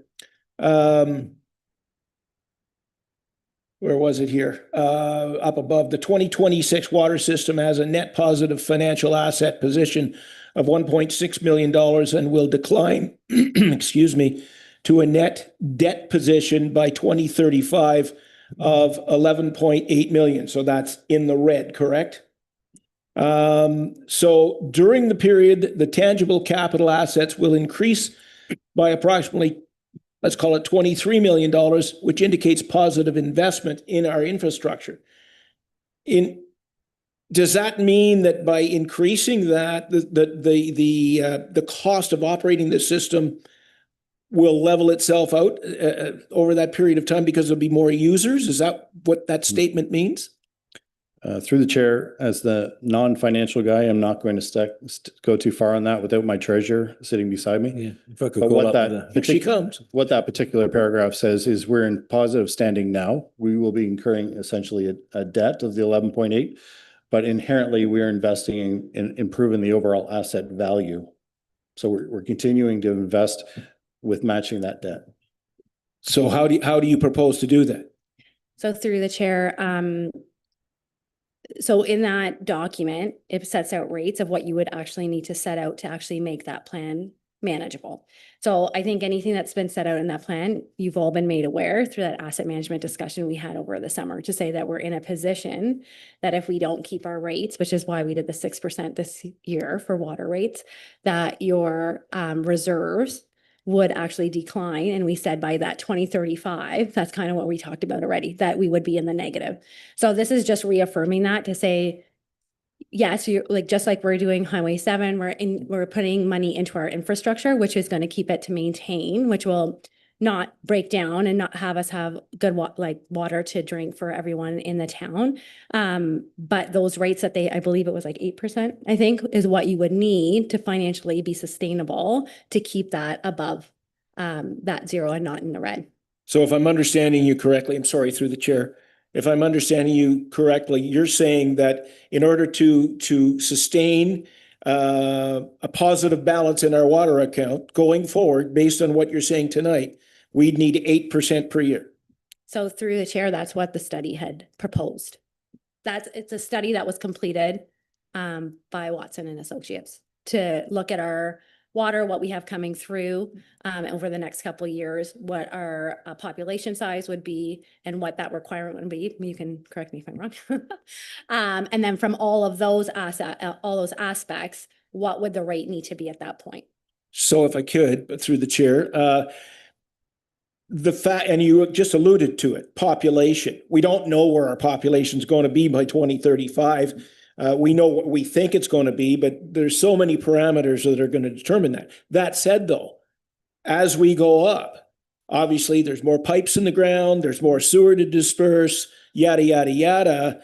You're saying 8%. I thought, and I stand to be corrected here, that the more users we have, the more income we have. So you're saying, are you saying that without an increase of 8% a year, even with the added users in the system, we're not going to have enough money in the system to maintain our current levels of financial, you know what I'm trying I to get say. what you're trying. Yeah. Yeah. So through the chair. Viability. Yeah. So I think what the consultants are saying is that, yes, you're having a higher population that's using or paying for the water, but you're also having a higher usage on the assets as well. So there's like an offset there, right? So it's not just that you're getting more money in, there's also more strain on what you have already. So I don't know if that's accurate. Yeah. So I think that's what it's saying. So based on the study, or on the consultant and looking at all of our information, 8% is what they're thinking. You're right. we don't know what it's going to look like. We don't know what the population is. And I think that's why Grant was kind of alluding to that you're not setting the rate, right? We're not saying that it has to be 8%. I think, you know, we are all sitting year by year talking about the budget, what the rate should be. What does it mean to the taxpayer? How much does that mean? Does that make sense? So I think you're still completing that, but it's just to give you another highlight that we talked about during the budget season and in the summer, that you're in a position that if, you know, this isn't sustainable to not have an increase, right? And it's kind of telling you what the road is going to look like later on. One last question, if I could. So if, based on what you've just said, because at one point you said that we're going to need 8% per year according to the report. You know, there's a lot of people out there that are very upset about the 6%. And I understand that in order to operate a community, you've got variables that cost money. And sewer and water, and certainly is one of the most important ones. I mean, for our safety and so on and so forth. But I don't want to send the message out there that water rates are going to go up 8, 9, 10% a year over the next till 2035 without having better evidence that that's required. I find that astounding. If it's reality, it's reality, but I find it astounding. Go ahead. Mr. Chair, I think I have one comment that would quantify Councillor Bolt's issue is we lost a major user of water with the closure of Shandex and Perth Soap. They used to be 37% of the water that we sold, 37% of the volume of the water that we sold. So losing that sale of water essentially reduced the amount of people contributing to the overall operations. And so whether we're serving 4,000 or 12,000, which ultimately could be the capacity of the water plant, it still costs a set amount to operate that place, whether we sell a gallon or hundreds of thousands of gallons. So it's very important to know that benchmark cost.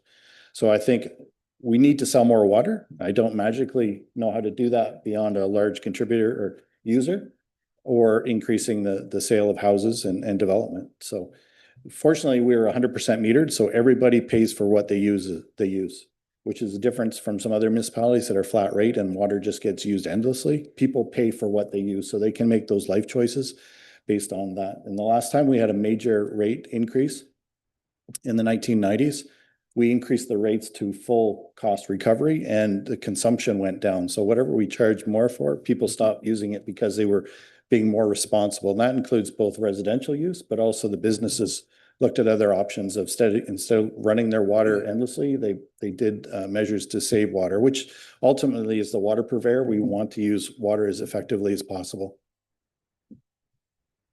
Thank you. I haven't forgotten you, Your Worship. Go ahead. This is a 10-year plan. We recognize the fact that with the growth that we're going to have, we will very likely need a new water tower. So in the financial plan, does it factor in budgeting for that cost?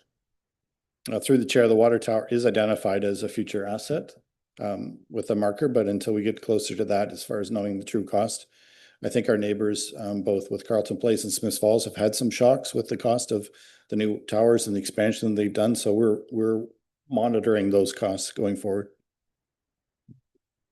I have a question, if I may. It's been alluded to in conversation here about how we look ahead and what mechanisms we can trust. Am I given to understand what I'm right in saying that this is it? This is the mechanism for trying to understand what's going to happen and where we need to be? Through you, Mr. Chair, I would qualify that by Nev and her predecessor's work that has set the rates internally by that review. And now that we've gone external to an economic team, they've confirmed those concerns of staff. I appreciate that. Thank you. Any further questions in relation to that? I'll call the question then. Those in favour? That's unanimous from everybody present. 816, that's Councillor Smith again, please. As recommended by the Committee of the Whole, be it resolved that the Council of the Town of Perth, 1, award request for proposal number ES 2026-02 to to BT Engineering, Inc. for the development of the 2026 Transportation Master Plan in the amount of $49,917.50 plus HST. And two, pass bylaw number 52XX, being a bylaw to authorize the mayor and clerk to enter into an agreement with BT Engineering, Inc. for the development of the 2026 Transportation Master Plan as presented in report 2026-CAL-2.16. Could you speak to that, please? Yeah, Mr. Chair, this is what I call a good news story.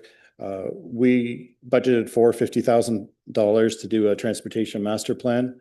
We ran through the request for proposal process. We got 5 submissions from across the province.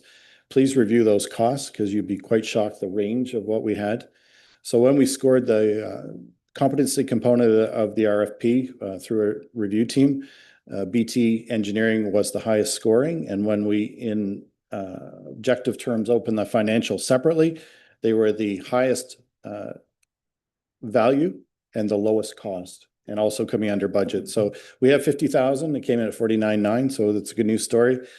Section 1.4 of their proposal talks about their partnership that we have with them. We've worked in the past through the OLT with the Perth-Moore Arterial Road. They've done extensive work with the County of Lanark. And in Section 2, they also outline the very sequential municipal Class EA process that they're going to be following, including inclusion of the residents of Perth in active transportation and new mediums of transportation. So I'm quite satisfied with this item. Any questions or follow-up? I saw it in order as Councillor Waterfield and then your worship. Thank you, Chair. Through you to Grant. Grant, this organization did the active transportation plan last year, correct?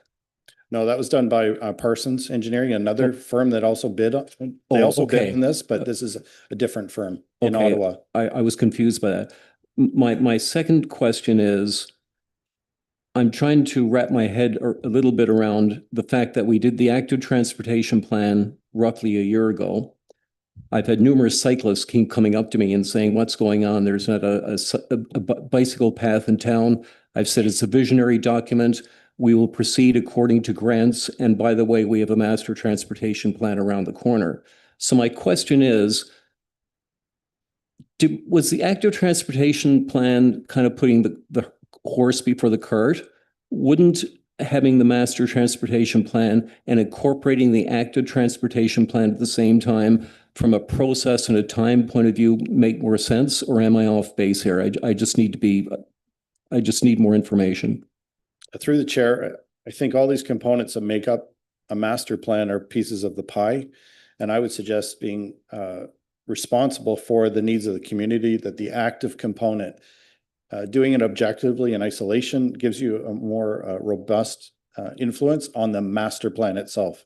So I think if you were to do a master plan, it would be top down, whereas I think we did the right way by bringing the other components up into the master plan and consolidating in one master document. Thank you for clarifying that from a process and logic point of view. I was just trying to understand better. So obviously then, when the master transportation plan is done, they will be having the active transportation plan in front of them, incorporating that into the master plan, correct? Yeah, through the chair, the active transportation plan was a document that was included in the RFP process. Right. So not only are they aware of it, they're required to include it in this master plan. Great. Thank you for that clarification. Thank you, Your Worship. So of course, the master plan is going to look at problem areas. So will it also give us information about, for example, how the traffic coming out of the golf course subdivision is going to affect overall traffic? Or yes, you have Wilson and Drummond as a north-south artery, but guys, really, you do need a third artery. Will it give us stuff like that? Thank you, Mr. Chair. Yeah, through Mr. Chair, the benefit of this entity is they've done that work for us in the past. Again, like Perth-Moore, they formed a support for us when we went to the OLT, so they're quite well aware of the loads. They also worked with the MTO when Highway 7 was done, so they did the municipal class EA on that highway. So they know all the big picture bottlenecks. And also they're quite well aware of the golf course strategy, predominantly because of Peter Street being a truck route that's already been in many versions in the past. So I have total confidence in Steve Taylor as the GM and the project manager. He's a veteran in Eastern Ontario and quite a leader in transportation master plans. Councillor Bolt. Thank you, Chair. So Grant, the other company that you alluded to that Councillor Waterfield was concerned about, excuse me, at the end of the day, with everything they wanted to do, I think we were all flabbergasted. We were talking about millions and millions and millions of dollars. Are we going to be obligated by this master transportation plan to the nth degree, or is it still going to be more or less a living document that we can refer to as we evolve as a community? Through the chair, the master plan process of any of the master plans, what it does is set the framework for development and advancement of the municipality. So in the situation we're at, like with development pressures that we have, we provide this master document. We've done the review. Here how we want it to be built. So it puts us in the control rather than in the response mode that we may be in right now. So it will set out a road network. It will set up loading. It will set up triggers, for instance, when new lights have to be put on in major areas. It'll talk about new components like turning circles or traffic calming. We know that speed photo radar is out of the way, so a traffic calming is going to be driven up as a mandated item when we do design. So the beauty of the master plan, it brings the experts to work in this daily with transportation needs and educate us as staff that are more generalists. If I could follow up.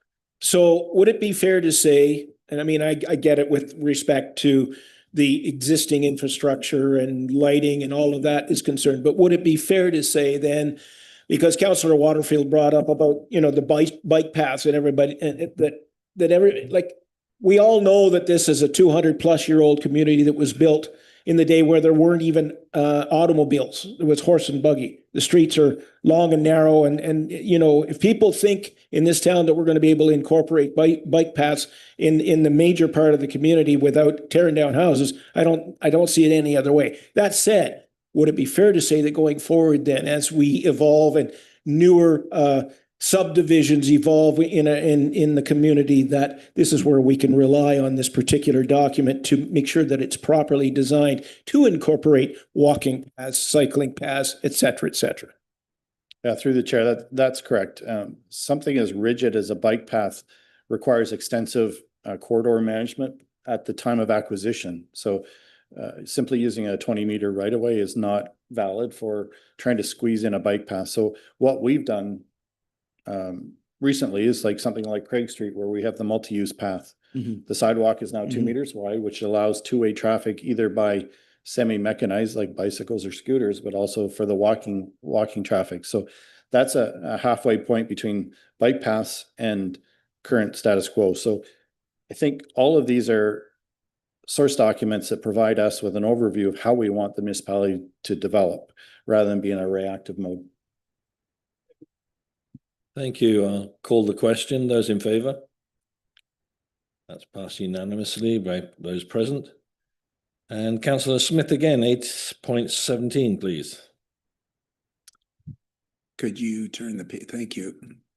As recommended by the Committee of the Whole, be it resolved that the Council of the Town of Perth accept the change order from Lewis W. Bray Construction Limited in the amount of $220,000 plus HST for the rerouting of the wastewater overflow pipe, and further that funding come from the existing contingency of $362,000 for the project, as presented in report 2026-COW-2.17.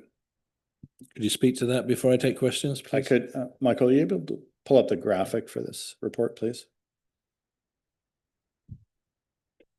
This item came forward during the design process. It's not directly attributed to the Sager itself and the addition of the fifth cell, but rather a response from the Ministry of Environment review and issuing us the go forward approvals.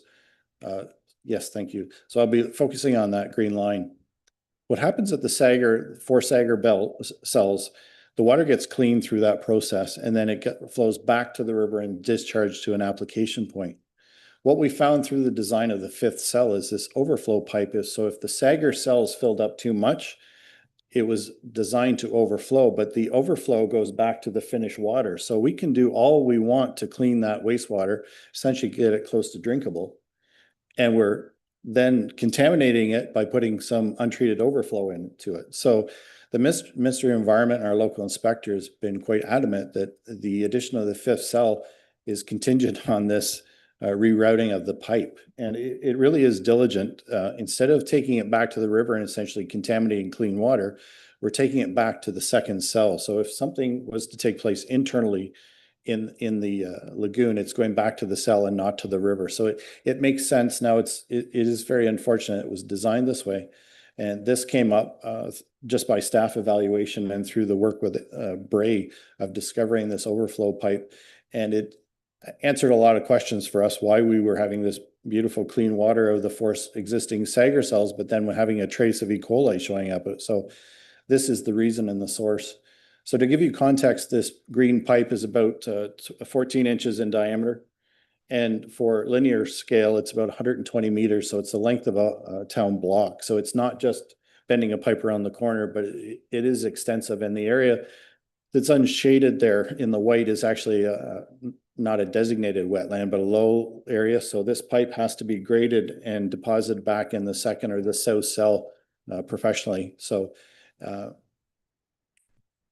a simple green line on a map doesn't clearly show that, but it's very critical to advancing this, and so critical that the Ministry of Environment issued us approval in 4 weeks for this. So they want it done forthwith prior to spring flows. Financially, I do want to point out that we had a contingency of 362,000 on the Sagar cell. So I'm coming to you ahead of time, proactively rather than at the end of the project, saying I'm concerned about this 220 and we can accommodate it in the 360 contingency. But if I have to, something unexpectedly, we may go back to the capital reserve fund if required. But at this point, I'm not asking for new money. I'm just being responsible and telling you the current challenge that we have. Councillor Bolt. Sorry for talking so much tonight, but there's a lot of important stuff on the floor here. So I think you kind of sort of answered the question. I'm sitting here and when I read your report, I'm thinking, okay, when this whole thing was designed, how could something as important as this pipe be overlooked or improperly designed? And you kind of said, well, it was because was it because we weren't anticipating going to five cells, or what? How was it missed? Through the chair, I'm not exactly sure, and I'm not deflecting the question. This was an unfortunate discovery, and it was documented. It was on the design, and it was as per the Nexom design for the Sagar. It's standard practice to route it back to the finished water. But upon reflection and the issue we had with essentially clean water being contaminated, we all questioned why wasn't it put back to the second cell originally, and unfortunately don't have an answer for you for that. There was a number of eyes on this, and unfortunately it was. So having given that answer, I'm sorry, I haven't, through the chair, haven't given that answer, and I'm not blaming this on you. My question is, and you probably can't even answer it, is do we have any recourse on the overall designer of this whole system? I mean, if it was in fact a design flaw, do we have any recourse to go back to them and say, hey guys, according to the Ministry of the Environment, that this was improperly designed? Do we have any kind of a chance here to maybe get some of this money recovered from the designer of the Sagar? Through the chair, I don't think it was an error. I would suggest it was bad practice. This was designed by a professional engineer. That entity we don't have a relationship anymore, that engineering firm, but it was through Nexom, the designer. That was their standard process, was to reroute it back to the finished water. I think it would be a complicated process because all of this was endorsed by the Ministry of Environment, who is now requiring us to reroute it. So I'm just not sure how far to go down that process. Yeah, and I'm not so sure that it was a design error or installation error at the time. I worked in public works before coming here, and the things the ministry would approve 5 years previous changed to the present day, and then the change again 5 years later. So as Grant said, the ministry signed off on all this at the time at our site and at other ones. So I think there's just changing expectations, or maybe learning from this process, and they've changed their expectations. I don't think there was errors the first time. I think it was just, that's what was approved and that was the standard, and now they want something different. Just for clarification here, it came about as a result of the request for the fifth cell. Two parts to the question. Is the fifth cell absolutely contingent on that being corrected? They want to prove it? And secondly, even if we didn't put the fifth cell in, we would have to do this. We'd be required to do this. Yeah, that's a two-part response. It's contingent on getting endorsement. We already have approval for the fifth cell, but they're not going to sign off on the authorization until we have an action plan for this rerouting of the pipe. But it even goes further that they want this action done inconsequential of the fifth cell being built. They want it done forthwith prior to spring flows, which is the highest risk for an overflow. So they don't want to risk the environment any further than the next few months. Thank you. So that said, I call the question. Those in favor? Sorry, if I can just jump in, just to give council a little more, maybe you might like this though, Jim. To give council a little more good feelings about this, because it's part of the Sager project, it is eligible still for the 72% funding. So this isn't, if we weren't doing this, the Sager project with the HUSIF grant, and the ministry came during one of the regular inspections and said, you got to do this, it would be all on us and our taxpayers to pay for this. But this is still 72% funded by the province. Thank you. Then I'll call the question again. Those in favor? Unanimous for those present. Thank you very much, everyone. We now move on to the CEO and Director departmental updates. Just the usual request here that if you have a specific question in relation to something, can you bring it forward? Otherwise, we'll move on to the next stage. Councillor McCray. Through you, Chair, I just wondered, a question to Grant. In the province of Ontario, we're going through a shortage of salt. And I just wonder, do we have sufficient salt for the remainder, like in our reserves for the remainder of this winter? Or if we don't, what are our alternatives and how are we preparing for that? Through the chair, we were well aware and monitoring the usage of our salt. And just to reiterate, we use a pre-wetted salt, which is not the normal salt that comes out of Goderich, Ontario, but rather it comes from Johnstown, where there's a large inventory. That because of the product line we use, we had a good inventory. We last week had the same amount of salt that the County of Lanark did. So they are getting their reserves back up, but we received 2 loads on Friday night. So we were good. We had enough salt in hand to get us through the entire winter. But we continue to bulk up that inventory in case weather goes sideways. So we're in very good standing right now with our salt inventory. Thank you. Thank you. Just in case there's no media here tonight, we'll find out later on. Is staff able to promote that fact? Through the chair, if I'm not mistaken, we did do a social media post on that. Okay. Last week. Terrific. Through the chair to the CAO, just wondering when we're going to be getting the results of the staff survey?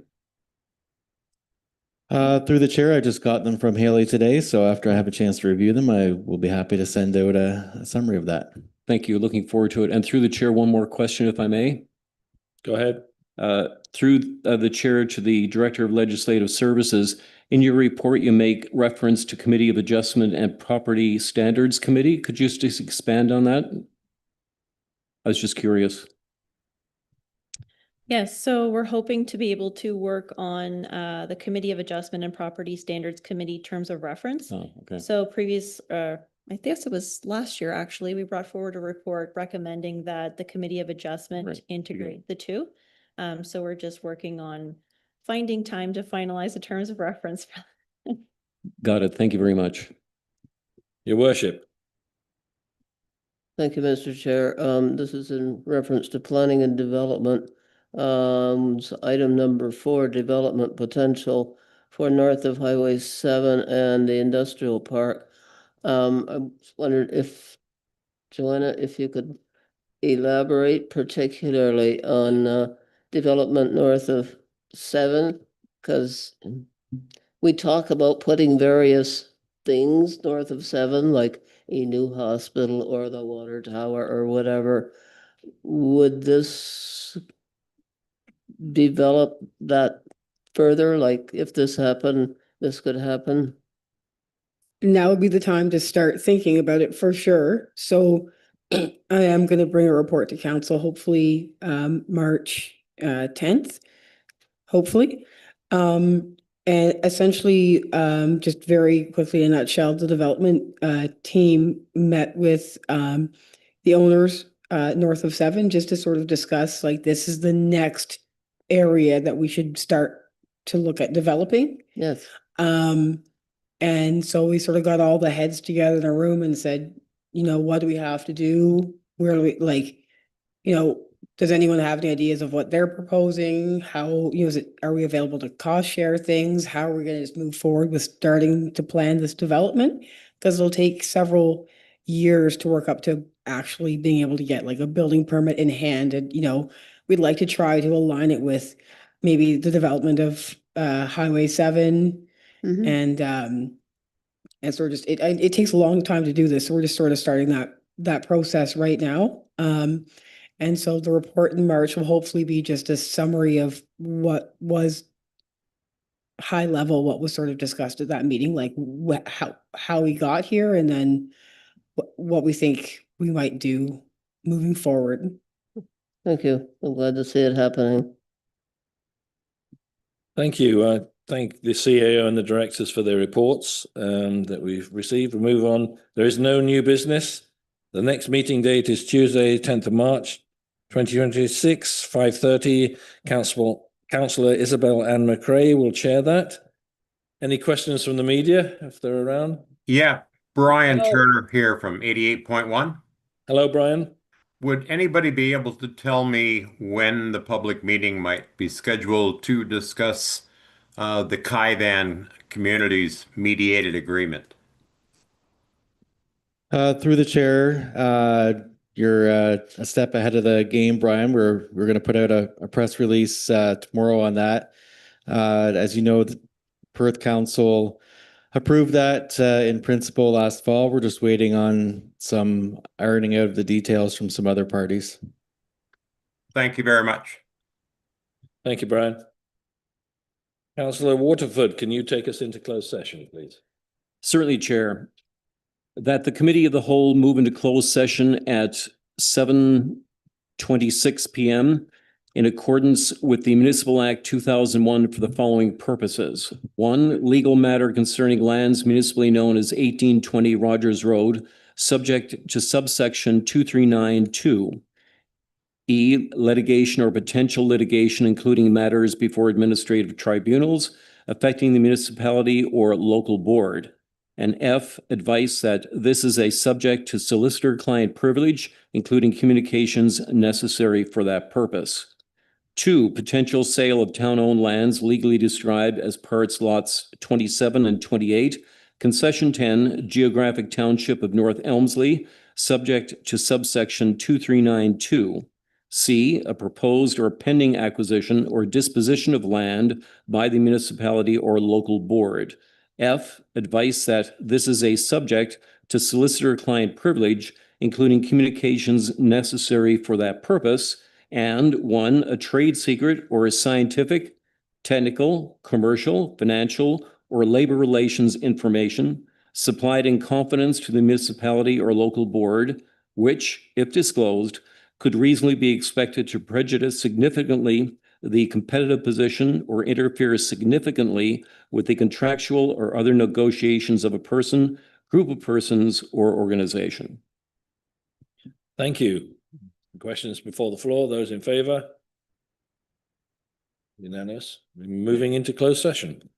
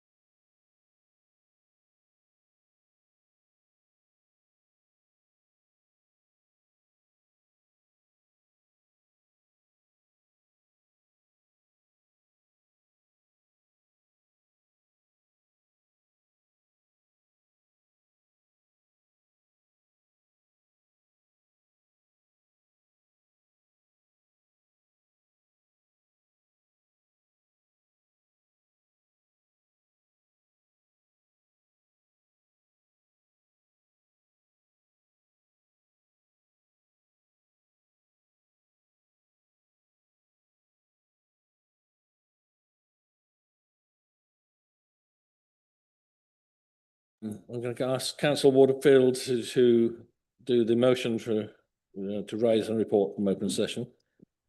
That the committee of the whole rise and report from closed session at 8:31 PM. Those in favor, yes. Okay, done. Deal. In closed session, the committee of the whole, one, approved closed session meeting minutes from October the 7th, 2025. Two, received legal advice subject to solicitor-client privilege regarding a legal matter concerning lands municipally known as 1820 Rogers Road. Three, discussed negotiations and received legal advice regarding a potential sale of a town-owned lands legally described as part lots 27 and 28, concession 10, geographic township of North Elmsley. That's the rise and report. And adjournment, please. That committee. Councillor Waterfield. That the committee of the whole meeting held on February the 10th, 2026, adjourn at 8:33 PM. Those in favor? Yes, I thought most of you were voting with your feet there, so.